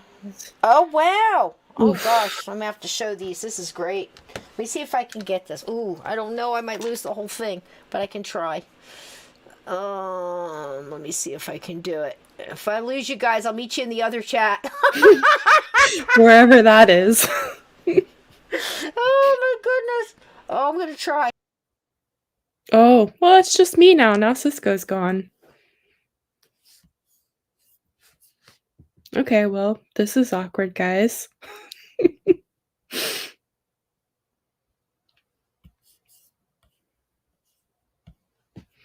Yeah, so I can't sit here and talk like Sysco does. I don't know what else to say.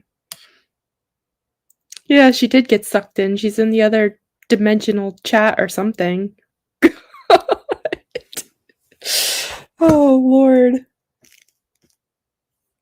Yeah, Steve, why don't you come join me? I wish I could send you a link. Can you hear me? Oh, thank God you're back.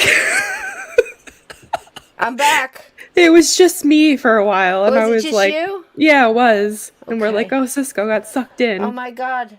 I don't know what I'm doing, but I'm going to try. I'm trying so hard for you guys. Hold on. Let me see if I can get it. Oh my goodness. Don't leave again. Don't leave me here. Okay, let's see if we can do it. Oh my goodness.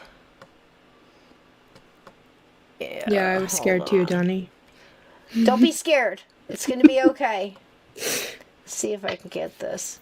Well, at least we'll know. Oh, look. Everybody here, this is cute. Look, we're cute. Everybody want to see one of our newest? And I'm going to do this. I want you guys to send me your pictures of your little furry gatekeepers, and I want to put it together. If you want to put their names with it, do it. If you want to tell them who, that it's yours. If you want anonymity and you don't, you just want to put the picture of the animal up there with his name, that would be fantastic. But here we go. Look at that. Oh, it's Mr. Crabapple. It's Mr. Tobias Crabapple, little Toby. Isn't he adorable? That is Johnny's little darling. Okay, let me see if I can get this that Steve just sent me. It should be here. Oh, for Pete's sake. It's not. Sorry, Aunt Edna. It's not letting me pull it up. It's not letting me get it. What's happening? She said she could feel my stress. I'll pull him up tomorrow night, Steve. I tried. Oh, good idea. Did the chat freeze too? That's what Aunt Edna said. Yeah. Oh, sing your song. You're gonna sing a song. Who's gonna sing? Were you Apparently gonna sing? I was, but you saved me and you came back. Okay. All right, good. Well, there it is, and I lost your little slideshow. Hang on. Let me get it back. Okay. Let me get it back. I can get it back. Oh, if you have... Oh, yeah, that's right. We were doing that. Okay. Yep. Okay, yeah, because we had some more going on here. We worked so hard on Hey, this thing. Sysco, they want to know where they send the pictures to. So do you have like an email you want it, or Yes. how do you want it? You can do Messenger on Facebook, for those who still have Facebook. If you have Messenger and you don't have Facebook, I found out it's hard for you to get links to come into the show and stuff like that. So if you ever want to be on the show and you're trying to get a link, make sure I have your email, or you can send it to journeythroughthegate@gmail.com. Okay, I'll put it right here. I'm gonna type this up. Oh, I got it. I think I got it. Yeah, I know. I didn't know I was gonna have to use my email, so believe me. And just a heads up, if you guys ever like jump on StreamYard, you have to have Google Chrome to run it. Yes, because if you don't, it won't work out. So if you guys are planning on coming on the show, make sure you got Google Chrome. There's my email. So just send them there and tell me furry pictures for the show. But the easiest way is absolutely Messenger or yeah, that would probably be the easiest way. But again, if you don't, just send it in the email.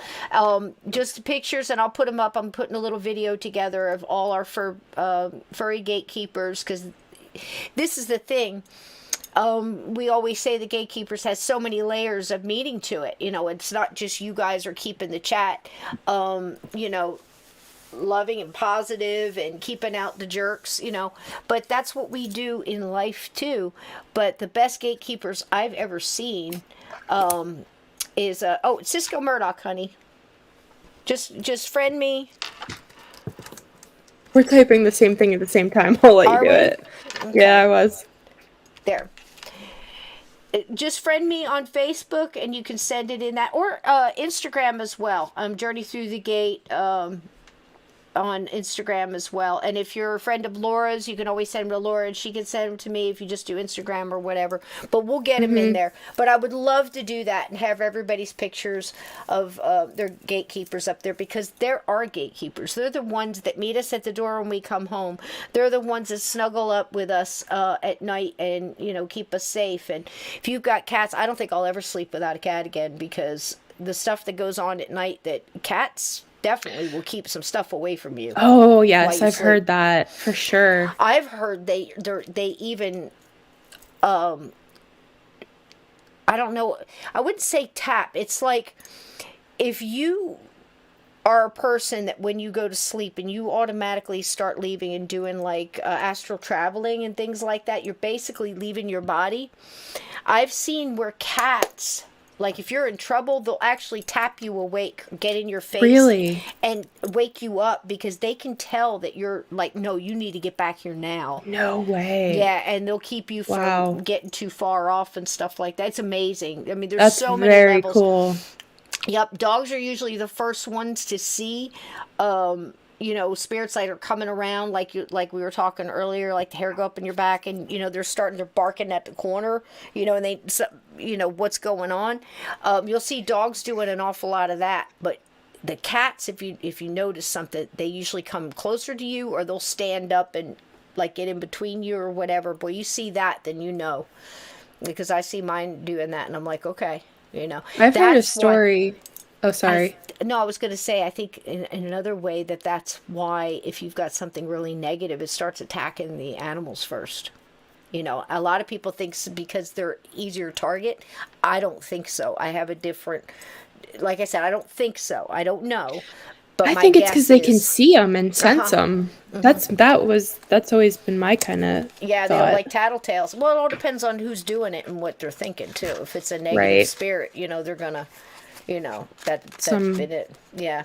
Yeah, asshole going after the animal. Oh, Yeah. I'd be pissed. Well, keep in mind, I had that happen in my house, and like I tell people all the time, that's why I go over to ad nauseum saying that this is how stuff starts. First it's the lights, then it's the TV coming on and off, then it's the scratching on the wall or the banging on the door or the cabinets like that one guy, or it's a slow working up till they get energy to do stuff. It took me one light coming on and off on the video and the TV coming on and off in the video. Sage was lit. It's just like, I mean, why would you wait, Yeah. But it can happen gradually, and if you're in a busy life, you're going to work, you're doing stuff, you're washing clothes, Yeah. you're making dinner, you're going to the grocery store, you're picking up stuff, paying bills. And if you don't want to believe it either. Yeah, stuff will go on a while. It gains, and then it picks on one person in the family, and blah, blah, blah. The story, and the next thing you know, you got priests flying out your window, landing on the stairs. What's the next picture? Oh, these, I don't really have a much to say about them other than that so the one on the left, I hope people are seeing it, the one with the Right. woman sitting down to tea. Right. The dog was not there in the picture, and it just showed up after they took the picture. And So then cool. the other one with the woman and the Irish wolfhound. The dog, the head in the background of the dog that you see was her dog that passed away 6 weeks before this picture was taken. It's amazing. So, You yeah. can actually, when you're looking at the picture really close up, and I can't make it bigger for you guys, but if you could, and you can, look this up. If you look at, this is a very famous, a lot of people have seen this picture because it just looks like this little dog's head's popping out of this guy's butt, but it's actually, he's hovering above this other dog. It's an amazing video. I mean, picture. It I really didn't is. even think of that. No, you Yeah. froze again. It's so cool Oh, that it's, are we freezing? you That, did for a second. I don't know whether it's hanging with the dog or if it's hanging with the woman. I think it's hanging with the other dog. It could be. It could be. I've heard stories like that. Cats will, yeah. some people will have. I actually, my first interview ever on my own, the person I had on, she said she had a ghost cat, and when her other cat passed away, the ghost cat was gone. And yes, I was just going to say that. Yes, of course, be kind. Absolutely. You can definitely do that. Absolutely, yes, because they're still very active in our lives. I absolutely believe that. So yes, even ones that have crossed through the Rainbow Bridge, please send it. If you want to write a little something that you want me to put with the picture, I can write on the picture, underneath where, we can tell a little something short, along with the name. If you want to do that, that's fine. And Terry Brown here. Hey Terry, how you doing, honey? I finally saw your Discord message. I sent you a hug. I'm not in Discord all the time, so if it takes me a couple of days to go back and check that, I check on Patriot Anon. Please send some love and healing light his way. He's going through some drastic life changes that are very heavy right now. So if you could send him some love and light. I go over there checking Sue and Kiwi. They're doing fine. They're they're not in the chat very much right now because they're actually in a huge fight for their freedom in New Zealand and not doing too good. I think they just had to get kind of off the grid there a little bit, but they're doing fine. So please send them some love. Another very emotional, very serious, life-changing events for them too, but they are well and they send their love. So I just want to put that out. I'm glad to hear that. But thanks, Terry. Like I said, don't think I was ignoring you over in Discord. It just takes me a little while to get over there. Let's see what else we got. I like his picture. I can actually see what it is now. Oh, yeah? Lauren, used to hear my lab's nails on the floor years later and knew she was watching over us still. Absolutely. Absolutely. That's why I was so glad when Laura sent these pictures, because we've seen so many, and it went with the video of the little black dog playing with the white dog in the yard. And like I said, that yard was all fenced in. That wasn't a neighbor's dog. And the cool part about it is if you really watch it in slow motion, when the white dog picks up the paw and moves it off the concrete, it's almost like it leaves a little extra energy behind. And it takes a minute for that energy to move up and get with the rest of it, almost like playing with mercury when you were a kid, if you ever did that. I don't recommend you do that, but when you were a kid and a thermometer broke, you guarantee you're going to play with that mercury because the way the liquid moved, liquid metal, it was crazy the way it moved, and you could move it away just a little bit, would almost like try to draw to the next, to gather where it belonged, to get back home, and that's the way that dog's paw looked. It took a minute for that extra energy to move off, and it was amazing. It's just amazing. I just think it's so cool. It's probably a dog that they had before, or this, the black dog seemed to know it, be familiar with it. Mm-hmm. So it's kind of cool.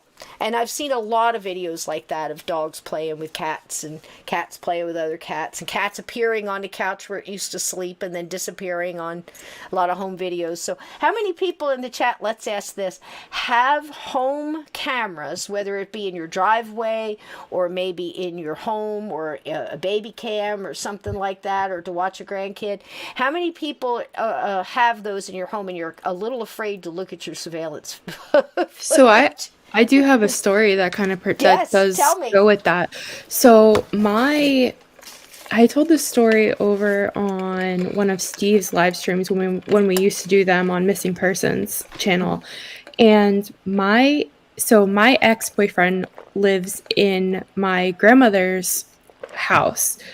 And I moved out of there, obviously. I don't live with him anymore.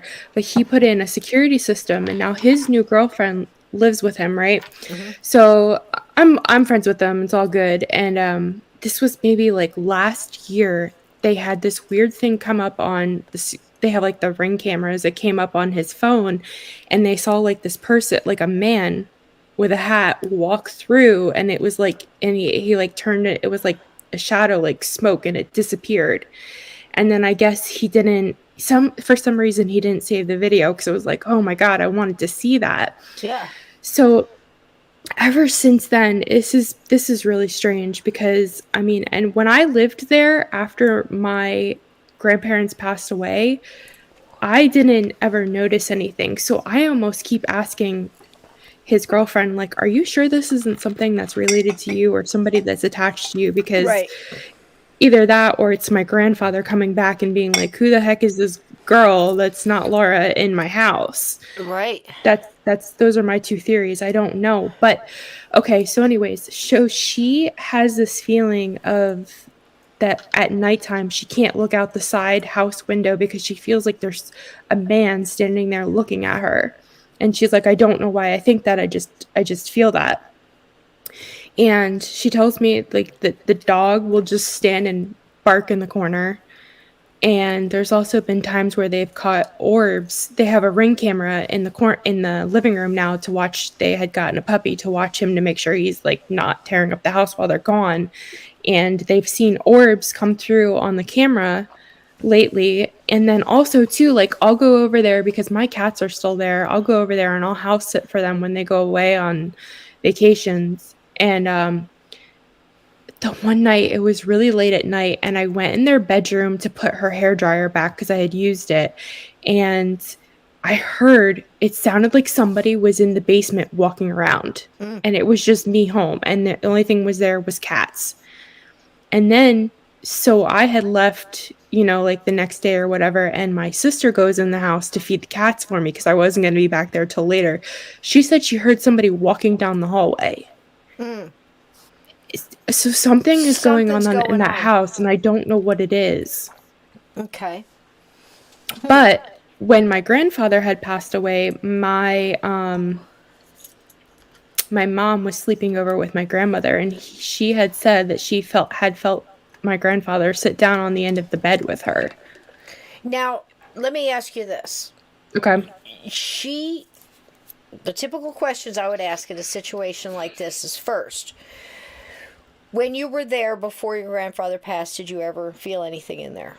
Or that you never had that? Okay, so there's two things that happened to me and then the rest, there's nothing else. When I had first moved in, my grandmother had moved into a nursing home, and I had so much guilt that I was living in her house and she couldn't be in her house. I would literally just cry myself to sleep every night because I was so upset about it.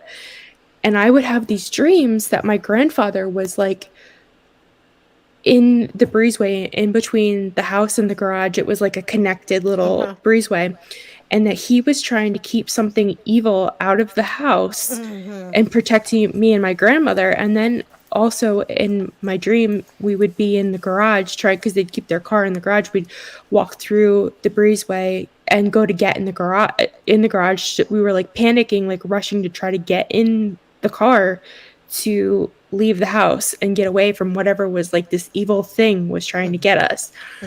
Now, that's when I had first moved in, and then those stopped after a while. And then there was one time I was sleeping, and the reason why I asked the other night when you had on, I don't remember the guy's name, but I asked you to ask them where they heard the voice from, like what ear. Right, what ear, yeah. So I was in bed one morning, and I remember I was asleep on my back, and I heard in my left ear, I heard a man's voice say, "Breathe." And it woke me up, and I woke up gasping for air. Have you ever had sleep apnea? I think, you know what, sometimes I think I might. I think I might sometimes because I catch myself like not breathing and I wake up. Okay, well, here's the thing about the ears. I don't think there's a set thing, because people will say, I get this, if I get this in my right ear, I usually know that it's coming from this source. If I get things in my head, telepathically without an outside source coming in, that's different. If it comes this side, different. I think everybody is individual when it comes to that. I don't want to cut you off, but I remember listening to Soraya on his podcast, Where Did the Road Go? And he was saying a lot of the stuff is from the left ear also. So he's, but anyways, go ahead. I didn't want to. And there's lots of theories on that, but in my experience, 40 some years of hearing things myself, that makes sense. Mine usually doesn't go with the norm. Okay, so I have heard, usually when I get it in my right ear, it's a certain voice that I've heard throughout my life. I recognize, so much so I recognize the voice. That one I wrote about in the book, and that one I would say is a spirit guide, a guardian angel, an angel, something, let's just put it this way, ethereal. All right, high vibrational. And I don't mean it, the voice. The voice is very low, and it's a male voice.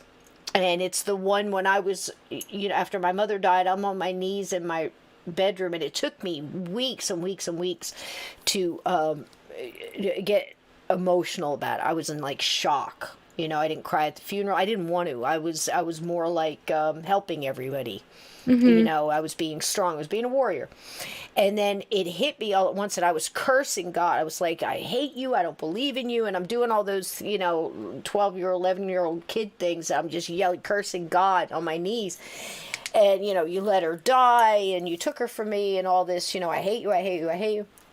And then all of a sudden, out of nowhere, I just felt this warm kind of wrapping around, just an energy, like a warmth. And that was like the first time I ever got that gust all of a sudden. My whole body just tingled. how do I explain it? Okay, you're driving a car, and a car in front of you stops short, and that feeling you get where, like, when you go to hit the brake with your foot and your whole body, that adrenaline shot just runs through you. And, you know, you're not getting the hair and stuff standing up on your back, but you feel that adrenaline rush.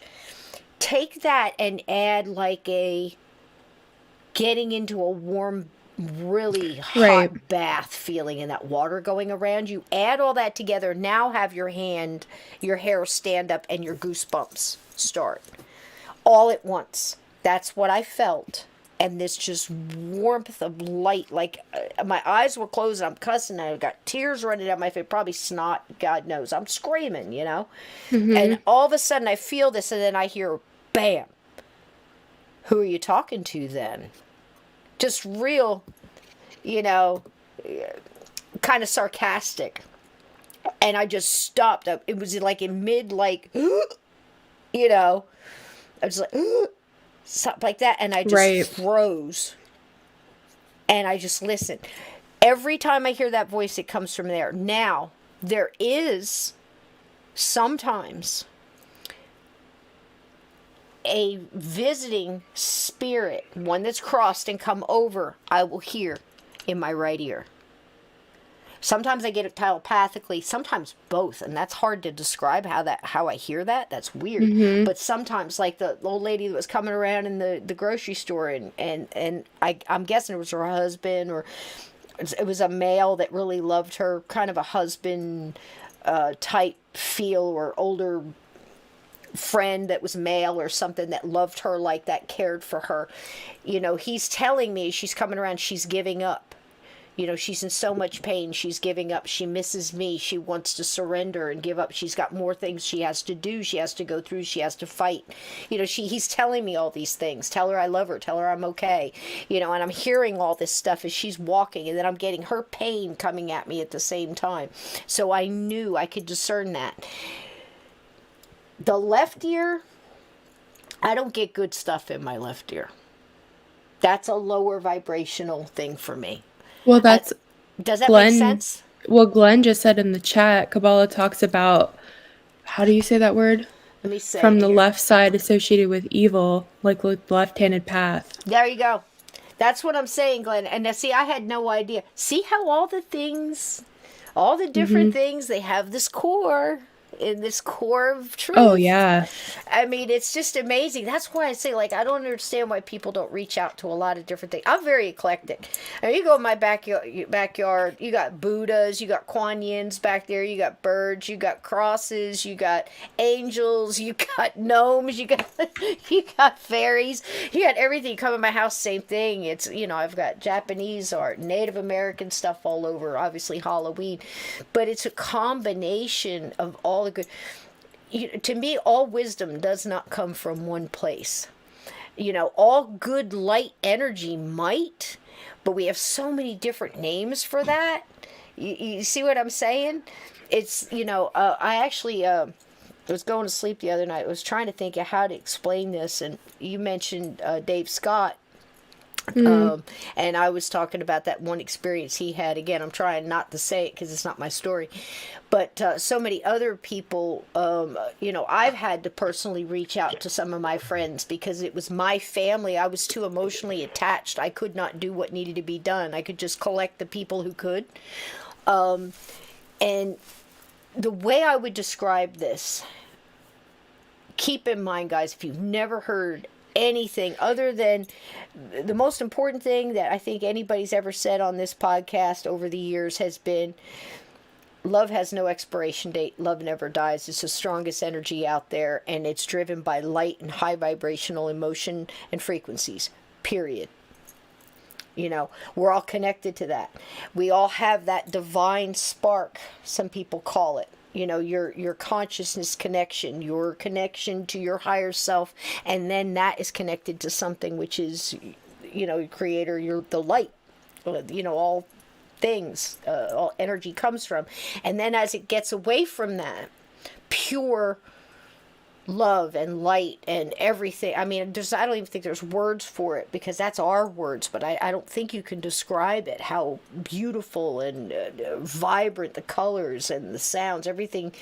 It's like when people tell you have that lucid dream or a visitation dream and everything is crisper and brighter and everything else, is because a little piece of that's coming with them. If it's a visitation dream from somebody who has crossed over, they're bringing a little of that with them.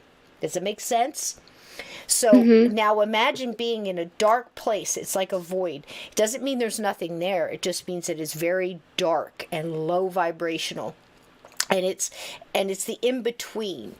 There is no light. The only light that's in there resonates from the beings that are there, if they have light. Does this make sense so far? So imagine a dark void, a vast dark void. And in that dark void, as you're in it, the only light you see is your own. It's emanating from you. Now, far away, you don't know how far because you have no distance comparison. There's no depth of perception here. You can see a dim light far off in the distance, a very vague dim light, like almost like a candle moving across the ocean. Okay?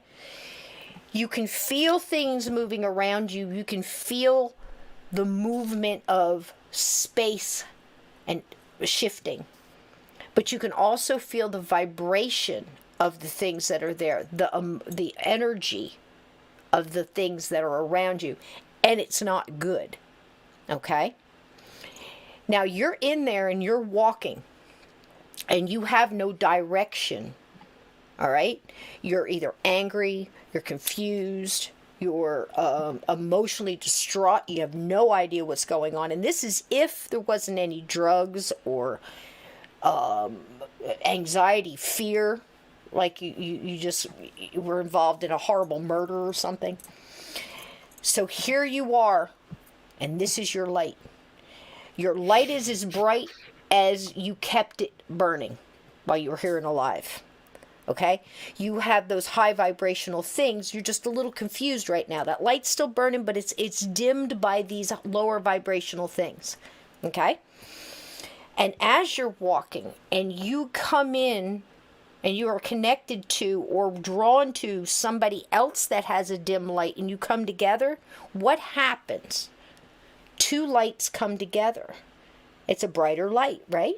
Right. So if you're together and you find each other and you connect, you still might not know why you're connecting, but you're just drawn into the light.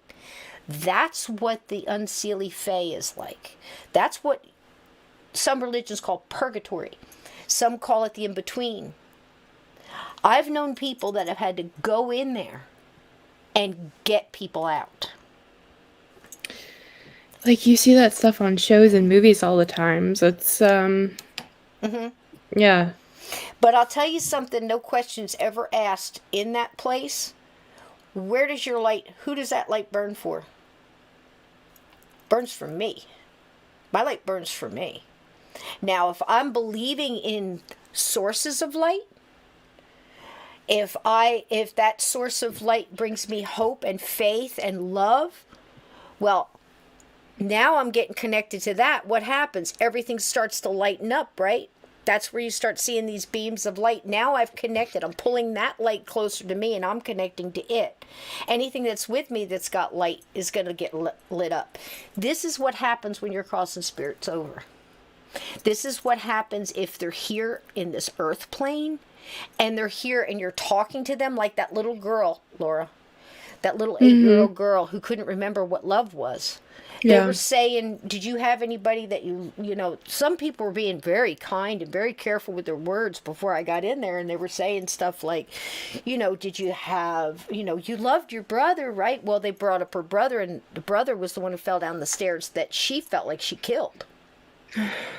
You know, so, you know, it's just, you know, who are you talking to? How are you dealing? What's their mindset, you know? But when you're walking through that darkness, again, I'll mention this movie, and I'm not a big Disney fan anymore, but I'll tell you, Pixar mixed with Disney, and Pixar did a good movie when they made a little movie called Soul. wonderful movie about trying to find your life's purpose, your spark. Everybody was thinking that it was a big purpose, like, I'm going to be an Einstein, and I'm going to do this, or I'm going to be, like a Ford and invent a car and, change the world, and I'm going to be this, and I'm going to be a scientist, or I'm going to be a doctor, or I'm going to be that's not your spark. Your spark might be your, what you call your happy place, or your gift, or your, your ability to, like when I was handed, this, let me knock everything off the shelf now. When I was handed this red-tail hawk feather, right there, see that with all those beautiful silica beads on there? Let me see if I can try to get it right. Look at that work. These are tiny little beads on this. It's absolutely amazing. But anyway, when I was handed that feather, I said, corvids. I have to go look up what's the medicine on a corvid. Well, the reason I was cleared to wear a red-tail hawk feather, because a hawk is a corvid, and so is, crows and ravens and vultures and all kinds of other things. The ability to turn a negative to a positive. That's their medicine. That's beautiful, man. When they told me that was so cool. Well, maybe that's my spark. Right. I would think so. Spark. As we turn the, so try not to get so caught up in all the names. It's like, what's your light? Does your light have a name? Mine's love. I love you guys. Does that mean I don't get angry? Pfft. Ask anybody who knows me. I'm, please. I'm Lenape, Cherokee, and Scottish. Redhead from New Jersey. Do I get angry? But it does. You're not perfect, but you can fix it with, finding your spark, and you might have many sparks. You might have many sparks. It doesn't have to be one. But, nobody in that darkness is walking around going, what's the name of this? It's like you love and you think about love and you remember love. All of a sudden, a light starts to sparkle. I've known people that were in there. I had this medium. She was talking about some pretty famous people, because there are some pretty famous people that are still shuffling around in there because of how they went out. And she was going in there regularly. And I applaud these people because... like Chris Jarvis says, just saying. I mean, if you only knew. And I tried hard. There was another comment. He was saying that too, but I wasn't going to read it out loud. Okay. Now I have to figure out what it is. Chris Jarvis, I did not know, not in when I was given the red tail feather. That one has been cleared. And all that good stuff. Just like eagle feathers. We actually have people come into powwows taking pieces of eagle feathers that we use to check and see if the DNA has been cleared for us to have those feathers. Isn't that crazy? So, yeah. So they'll spend a lot of time looking up that stuff. But, kids go missing and stuff. So it just blows my mind what they'll pay attention to. But but that's the thing, being in there, that light. I just don't want anybody getting hung up on, a couple of weeks ago we had Steve Butler on, and he was talking. He's a hospice minister. Of course, his faith is going to be strong. I mean, he goes and he's, especially in all that's going on, I can't believe that, they wouldn't let somebody like that into these hospital rooms to, pray with these people who are alone, and they won't let their families in, and I'm so glad that they're at least letting someone go in there and hold their hand, hold these people's hands, because it's just horrible. Disgusting. And he's been going through that a lot. But he used his faith to get rid of the crap that was bugging him and his family. Demon broke his couch. That was pretty rough. I mean, he had a lot more going on. I mean, he talks to me a lot on the outside and stuff, and there was a lot of things going on. And it sounds so funny to say that you could have a whole life and no problems, and then just, crack a little bit and let somebody at work take you down so low that it was low enough for these things to get in. It's crazy, but that's how it works, man. I don't have the book. I just know what I've seen, and it's nuts. But these animals here, I'm sorry, I didn't mean to go slap off. Sometimes I feel that there's somebody struggling and needs to hear a little bit of extra, Stop worrying about the labels, honey, and just reach out for the light, because in the light is love and warmth and understanding and forgiveness. And number one, forgive yourself, because we're just here to learn, and we're making mistakes because we're young souls. If we weren't young souls, we wouldn't be making mistakes, and we're not perfect. That's why we came back, to try to get a little bit better. So that's all it is. So let it go a little bit. Let it go. You know, just do the best you can do. The chat completely stopped, and I was worried that we got frozen or everybody left or something, and they're like, no, we're here, we're just listening. Well, see, that's the thing. I highly recommend, if you can go watch that movie Soul, and watch the little, it's funny how they do it. It's like they're off in another thing, and they have all these souls, and these souls have to learn a couple things before they're able to go back and reincarnate as a person. And then there's some souls that don't make it because they get so lobbed down with these lower vibrational, I'm not good enough, and, you know, just some people won't let themselves win. And they think life is doing this to them, and it's like, you ever met somebody that said every time you say something to them, they say, I can't? That's a self-curse. Think about it. I can't. It's a self-curse. Oh, yeah. You've already cursed yourself. You know, what are you doing? Stop doing that. Words have meaning. Words have power. You know, that's why it's called spelling. Remember me a couple weeks ago, I told you I had this one wicked, but she's good. She's great with the energy. She was so good at it. Now, I could see it, like several people in the room could see it. So I'm not saying everybody can. But when she wrote a spell in the air, you could see the energy. You could actually see the words, you know, like you do on TV, like you see in one of these, like Charmed or whatever, and they put a spell and you can see the glitzy. Yeah, it was something else. But there you go. Do we have another one? Mods. Blackout mods, get on that one. What is that? I don't know what they are. Russian? Is that a curse word in Russian? No, I've been seeing so many of that stuff. It looks like it would be a curse word. I don't know. It looks ugly. Remove user. Oh, they already did. Attitude is everything, baby. That's right, Annetta. You bet. So that's just it. So yeah. Let's see. What's Donnie saying? Were all the characters traps in a video game that's all about getting the high score? Yeah. You know what? That's a good way to put it. It's a good way to put it. And I don't know that we're shooting for perfection. I think we're just shooting for higher. Because when, again, and this was, I put this in the book, I believe. I was talking to somebody else who read the book, who was inspired by you, Donnie. And he works at night when we're on, so he couldn't come on, but he's been asking me questions. He had just finished the book. He got it for Christmas. Bless his heart. He loved it. And it means the world to me. But he had questions too. And he was talking about that, you know, when people cross over and come back, they're a little different. And I said, of course. I don't know what they do over there, but this is something that I've learned from multiple people that come back and visit. You know, what the dead are dying to tell us. Again, be the best you can be. If you make a mistake, learn from it, glean what you can, and let it go. Past is past. But the only thing is we're supposed to learn from it. Could I have done that different or whatever? But forgive yourself, because you're a young soul. You know, what do I mean by that? Oh, your soul's only about 1,000 years old or something. You know, how many lifetimes do you think you came in? I don't know, 5, 6, 100? I'm no expert. I've known some that over the span of 500 years have come back, you know, 3 or 4 times. And then I've known some that say they've come back, like Carla and Dave we had on. They've known each other. They've been reincarnated 39 times together, you know. And they said, he said that he had the same spirit guide for thousands of years. Who am I to say? No, because that makes sense to me from what I've heard from the other side.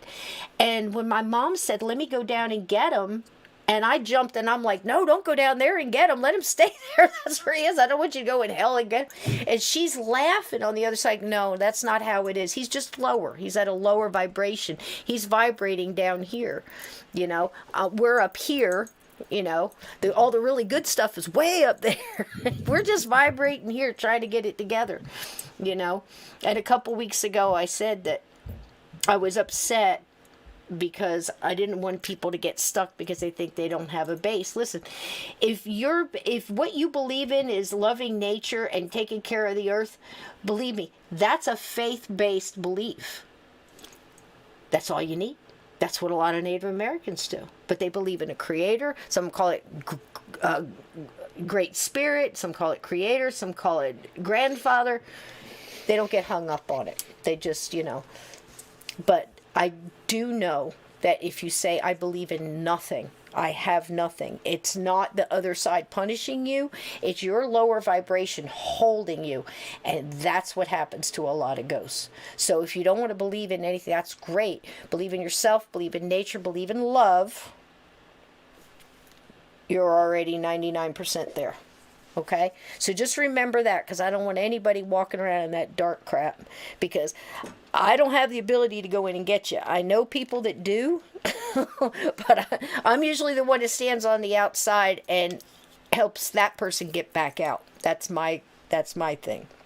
So it's awful. But this one medium, she has gone in there probably close to 20 times the last time I've learned over the years to go in and get this one musician who refuses to look up.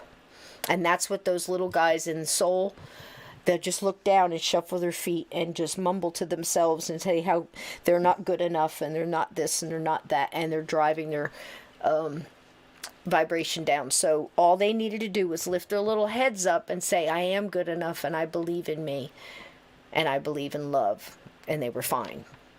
And everything changed. And I've seen it happen. So that's my main thing for tonight. You want to do this last picture? I thought this was cool. Do you have a story on this little guy here? No, it just says that it was taken at the Henry Ford estate and that nobody was in the car while they took the picture. And there they are. Look at that. You can see you could almost, at first like a when I bow looked tie, at it, like old. Yeah, I thought it was a woman, but now I'm thinking it's a guy with a bow tie with that high collar that comes down. That's what it's looking like here, baby. Oh, and this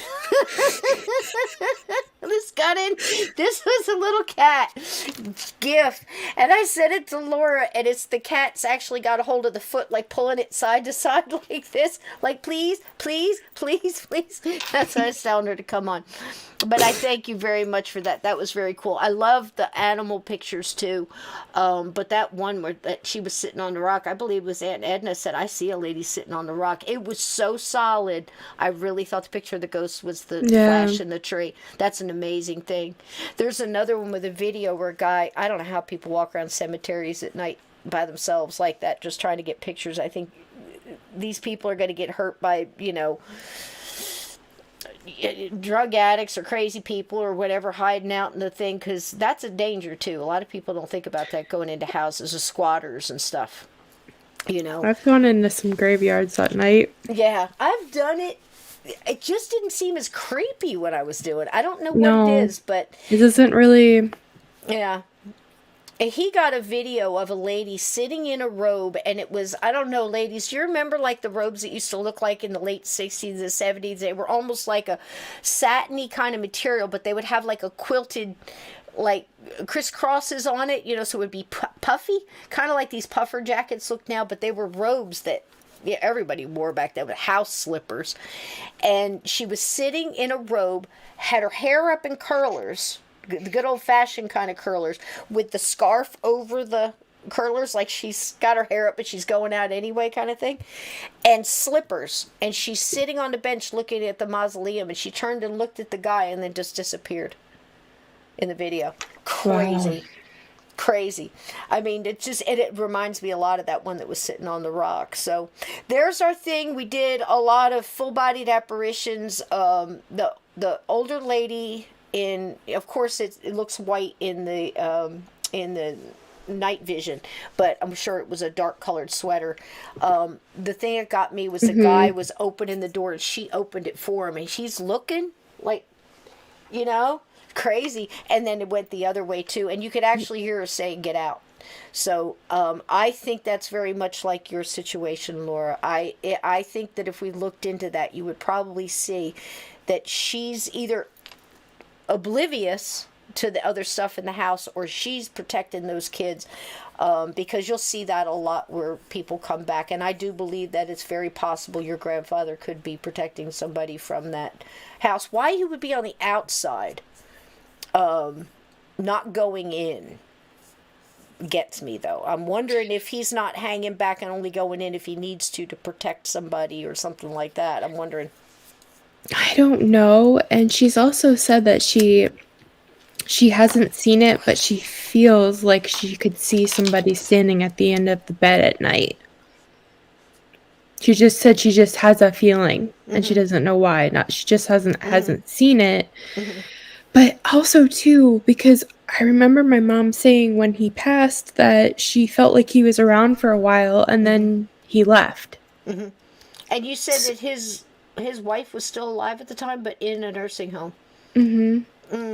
I can tell you that kind of stuff right there would cause a little bit of stuff, too, because he'd be wondering, why is she not there, and being torn, going to protect, because he doesn't sound stuck to me. I don't know. We'll have to look more into that.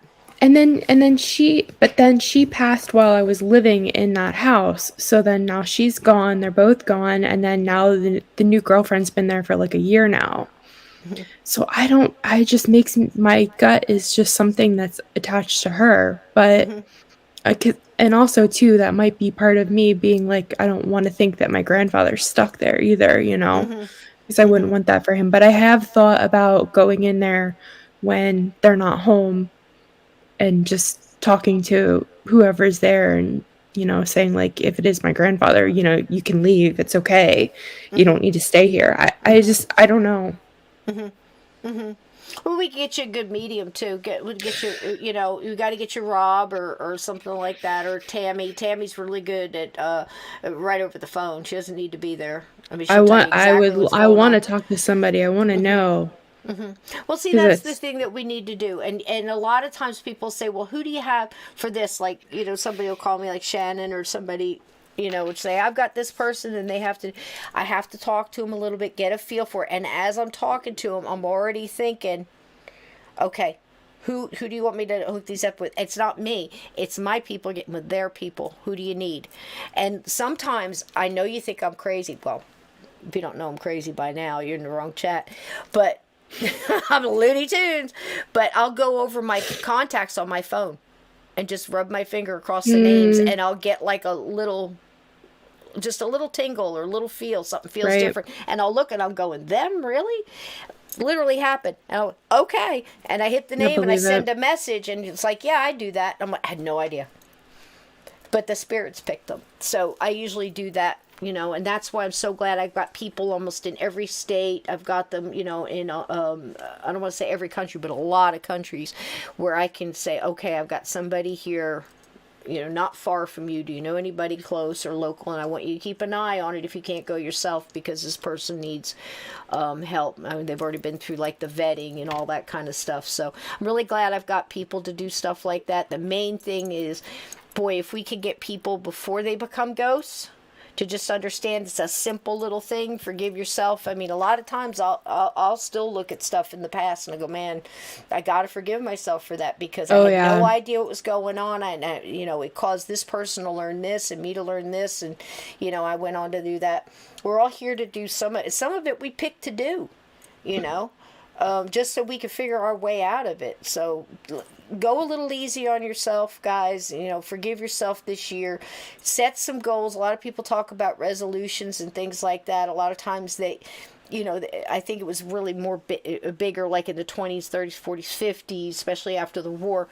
And people talk about it now, and you'll start seeing a lot of non-smoking ads and exercise stuff. I'm going to lose weight. I'm going to do this. How about we do something really easy, and maybe a couple of times a day? Don't be unrealistic and go all day long, I'm going to handle this, because you won't. But give yourself little ones and go, the next time, instead of getting mad, I'm going to try something different. Say, maybe, the thing that helps me the most is to say, I cannot control what other people do and their actions. I can only control how I react to it. Okay, so maybe think that, like, I can't control that car going through like crazy. I wish it was a cop. I wish there was a cop up there so they could give him a ticket. because we all want to see people breaking rules to be punished because we're following the rules. And if the people are going to break the rules and not be punished for it, why are we following them? Well, we're following them because we have ethics. We have a moral compass, and we're trying to do the right thing. So we need to be a little easier on ourselves when we do the wrong thing by accident, or we react with emotion instead of logic, or something like that. And as you're, getting through your day, look back at it and go, okay, that person that irritated me, is it possible that person is here for karmic reasons? And that's a funny word because people use it like irony. They use it wrong a lot. It's something that came along to push your buttons to see if this time you were going to go over the edge and react like you normally did, or are you starting to get a hold on that little thing? I'm going to tell you one, and then we're going to get off of here because we've been on a long time for just us, and I know you're in a lot of pain, but this is so important, because there are people carrying things that do not belong to you. This one is really going to get you, because I thought I understood a little bit about this subject, but I really get gobsmacked sometimes. Okay, the quick version of this is, I was going to set up this phone call reading. It was an energy reading with somebody, and I was trying them out for somebody else because I don't like to recommend if I haven't at least done something, with this person, and I didn't know how to handle it another way. So, here we go. I call her up. It kept getting canceled. Universe's timing, right on time. The time that it hit, I'm sitting in my bathroom, got the candles going because it's supposed to be dark and you're supposed to be candle gazing, and you're talking on the phone with speaker while she's doing it. And for 3 months, I keep getting anger, coming up everywhere. Anger. I get mad like this. My baby picture, I came out pissed. I look like Edward G. Robinson. For older folks in here that knows who Edward G. Robinson is, you should be laughing right now because I look just like him. And I had my fist just balled up like this. My whole face was making a fist. It was like I was going to hit the nurse. I was mad. My mom even, it's the only baby picture I have of mine, and I can remember when I was younger, she used to look at it, she goes, "You were so angry." And I'm like, everybody was joking, like, what did, she get stuck with a pin or something? No, I was pissed. So she's quiet, and she just says, "Hold on, picking up something, pick it up." I'm saying nothing. And she says, "Anger." I'm floored because I've been hearing this for months in weird ways. And she says, "Hold on a minute." And I said, "Man, I've been getting that a lot." I said, "I guess that's the last thing one of the big things I need to work on, And she says, "Hold on a minute." She goes, "No, wait a minute. No, it's a bigger message than that. It's not your anger." Hold the phone. What do you mean it's not my anger? I've been carrying that shit around for almost 60 years. That's mine, all right. It's got handles on it. She says, "No, it's not yours." She was, "Wait a minute, go back." She said, "When your mother was pregnant with you, was there anything going on in your house?" I said, "In what way do you mean?" And she goes, "Well, was there anything that was going on in the house that really made her angry?" And I mean like over the top angry. Was there something going on with her and your father, or something going on? "Well, we lived in a haunted house." Okay, this was the farmhouse my mother was pregnant with me in. And not only did we have like multiple angry ghosts, God knows how many evil things going on in the basement and everything else, but my dad was beating hell out of everybody in that house. My dad, I remember my mom saying within a 2-month time, my dad totaled 4 cars, drunk. Just, horrible things in this house. And I can't even tell you the stuff. Just imagine. In the chapter, I was very careful and chose my words careful how I read it. But I did say that if there was Donnie, he gets angry when he doesn't get smacked in the butt. Look at this. Someone put... I get angry. Wait a minute. I get angry too much. You guys are something. So anyway, I'll smack you both in the butt. So, I think they're talking about babies when they get smacked in the butt. Maybe. Or yeah, maybe not. Maybe not. Maybe not. Maybe Well, it's I just something think they're paying a little extra for on a Friday night. I don't know. that makes sense. Glenn's comment makes sense now because I'm like, what does he Yeah. mean? Like, Yeah. what? And now Get your head out of the gutter, Laura. No, I think that's when they started talking about babes being Johnny's smacked in in the the butt. gutter. But I don't know. That's it. You know, that could be going on down at what is it, Madame Marmalade's down there on a Tuesday night, half off on that SNM night or something. I don't know. But anyway, so she tells me that my mother was angry when she was pregnant with me, and I absorbed her and my shit. father's anger in the household, and I was born angry. Wow. And that's why and I didn't know how to deal with it. Everybody blamed, me. I'm sitting here trying to be this happy little ray of freaking sunshine, and I got everybody else's anger on my back. And I said, well, how do I get it off? She says, well, first you have to know what it is. We have to cut the cords and all this other stuff. And then you have to, forgive her because it wasn't her fault. I'm like, I'm not mad at her. She was just, And I said, it was everything going on around. She said, that's amazing. That is the most amazing thing I've ever heard. And it's such a simple thing. I mean, even to somebody who's had children who knew that they're absorbing what I'm doing. I'm listening to good rock and roll music. I got headphones on my belly playing AC/DC and classic rock and Marshall Tucker and stuff so they would know the classics, and I'm reading the book. And you don't realize how much your children are absorbing everything. You think they're just absorbing the good stuff and talking to them and reading them stories and getting them used to your voice. Well, gosh darn it, they hear the yelling and the screaming and the fear too. And can you imagine the fear inside my mom trying to save her kids from all this crap going on? Mm-hmm. And I never thought of it till I sat there. So there's something new I learned probably 10 years ago. And once I started understanding it wasn't mine, as an empath, I just dealt with it like I dealt with other people's feelings that I was absorbing. But that's huge, and that's something else I really need to look into. But if you guys are feeling stuff like that, you just can't get out of depression. I mean, there are clinical things, obviously chemical imbalances. I'm not talking about that. I'm talking about you're just going through and you feel like you're picking this up. Maybe it doesn't belong to you. Look back at what your parents, your mom, if you can trace back that far, not everybody can, but think about that, what they were going through at the time, because that does, it does get into a person, and it's not yours. You don't have to carry it. I've got enough luggage of my own. It's a matching set of Samsonite. It's got wheels and rope, duct tape on it. I don't need somebody else's baggage, and No. You can look at it that way, like baggage claim at the airport. You know what your luggage is. You know what you got to lug around. How you pack that, carry that shit's yours. Just because somebody picks up their baggage and puts it down in front of you, don't mean you got to pick it up. So think about that. I think, and that makes me think of too when I went to Hoover House and talked to oh my God, what's his name? Dave? No, Dave and Jim.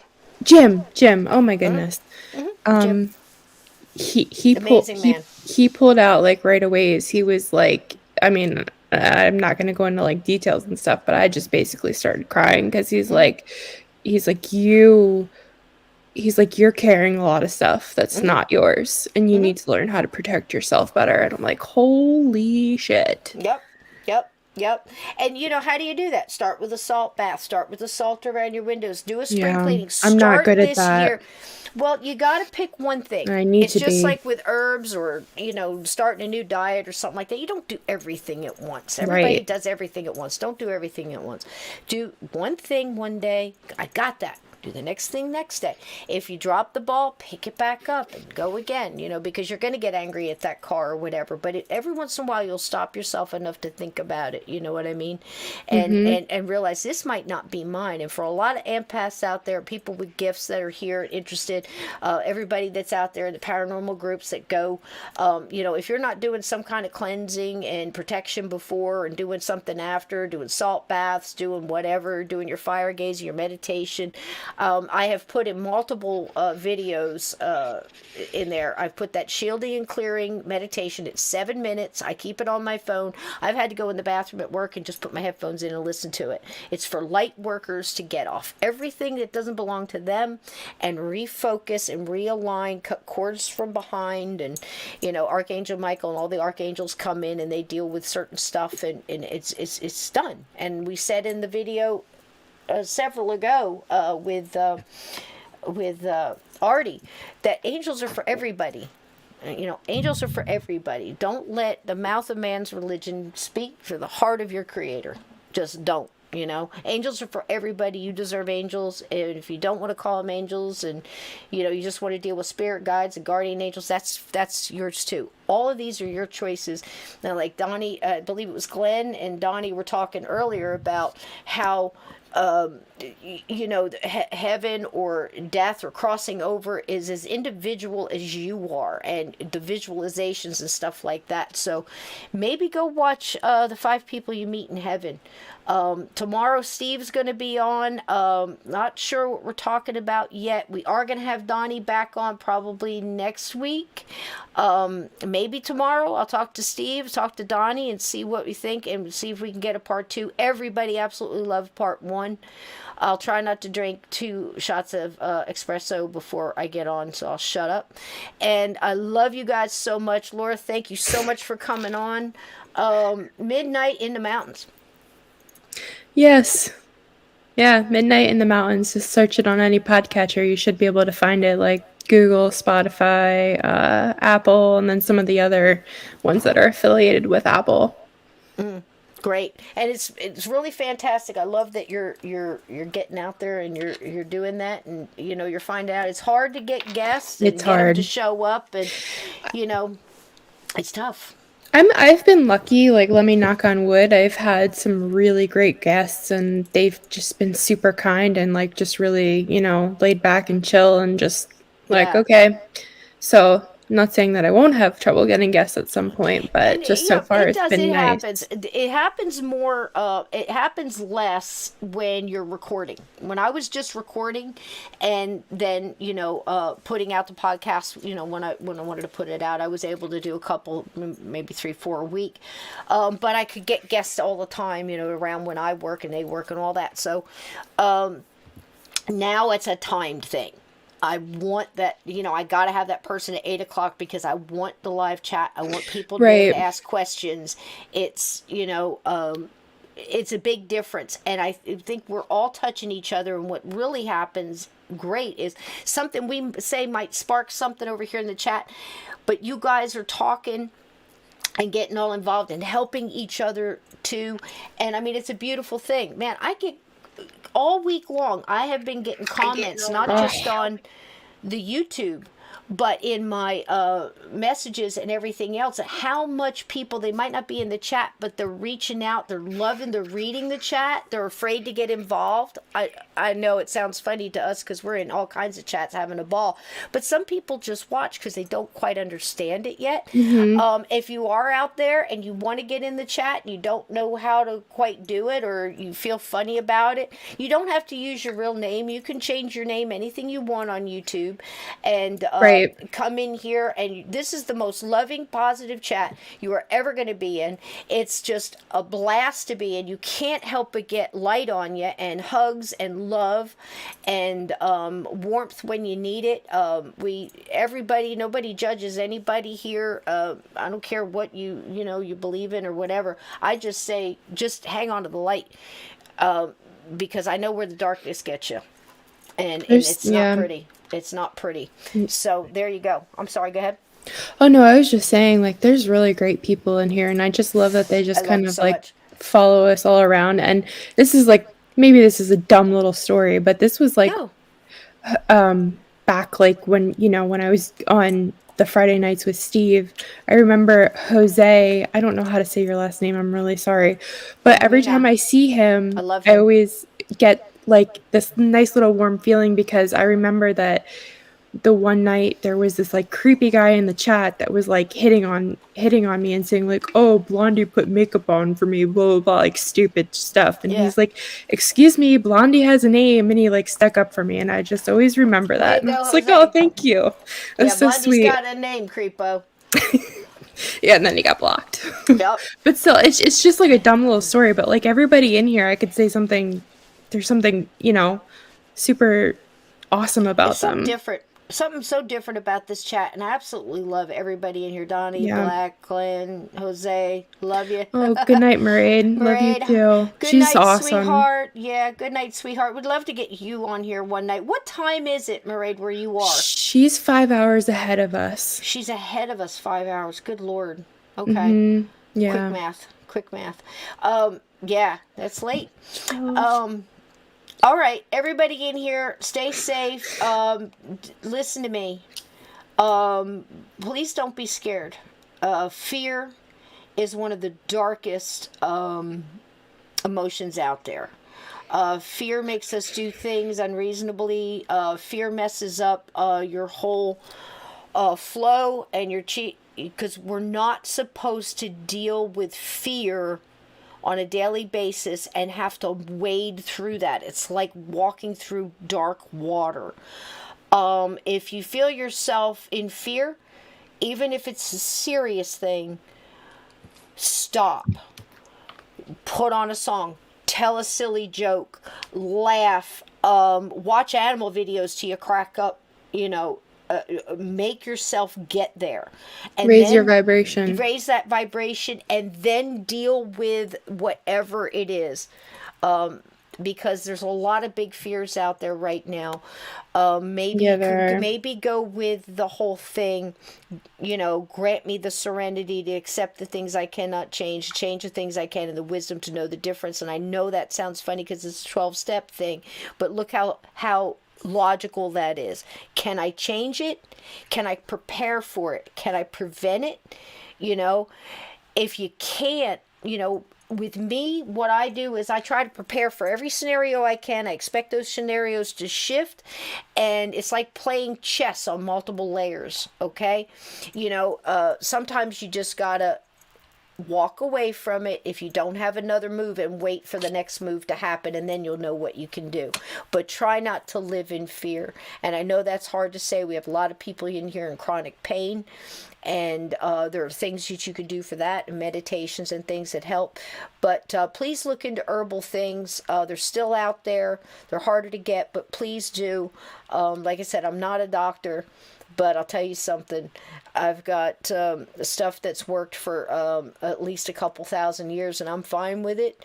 And if it brings you guys some hope or some thoughts into looking stuff up, somebody knew what they were doing, because like I said, there's a lot of plants here that heal, and when you see poison ivy, the cure grows right next to it. When you have rattlesnakes, there's a plant to cure that, to help that rattlesnake bite right where the rattlesnakes live. Somebody knew what they were doing, so there's obviously things that we can do to pull ourselves out of these holes. And if you can't do it by yourself, you come in here on Saturday and Monday night, and you come into this chat, and we'll help lift you up, because I love each and every one of you. And thank you for being here tonight. Thank you, Laura, for coming in. It's always a pleasure to have you, darling. Thank you for having me. I love you so much. Thank you for my lovely bracelet and my lovely ornaments that are on my tree. We're all about my Christmas this year. Thank you so much. Kindness, a little kindness goes a long way, guys. So, and that's another way. And love kicks the ass of fear. Be Kind has won the chat tonight. Love kicks the ass of fear. You bet it does, baby. And I love you right back. And everybody in here, go support Dylan's page too. I know we had several people in here have channels. We had... Oh yeah, you guys, a few of your channels. Yeah, pop them up there if you can. And bacon for everybody. I'm going to send out bacon, enough for the whole class. Laura, I love you, darling, for coming in here, everybody. And there's a little crisp You wanted to have something that included you guys in it. So you guys are up there. Follow the gatekeepers, but remember, enjoy the journey. So don't get so hung up in fear and all this other stuff and the dark mess. Remember, we're here to enjoy this. And if you can't see the light, guess what? Look in the mirror. It comes out of you. I love you all. Good night, Laura.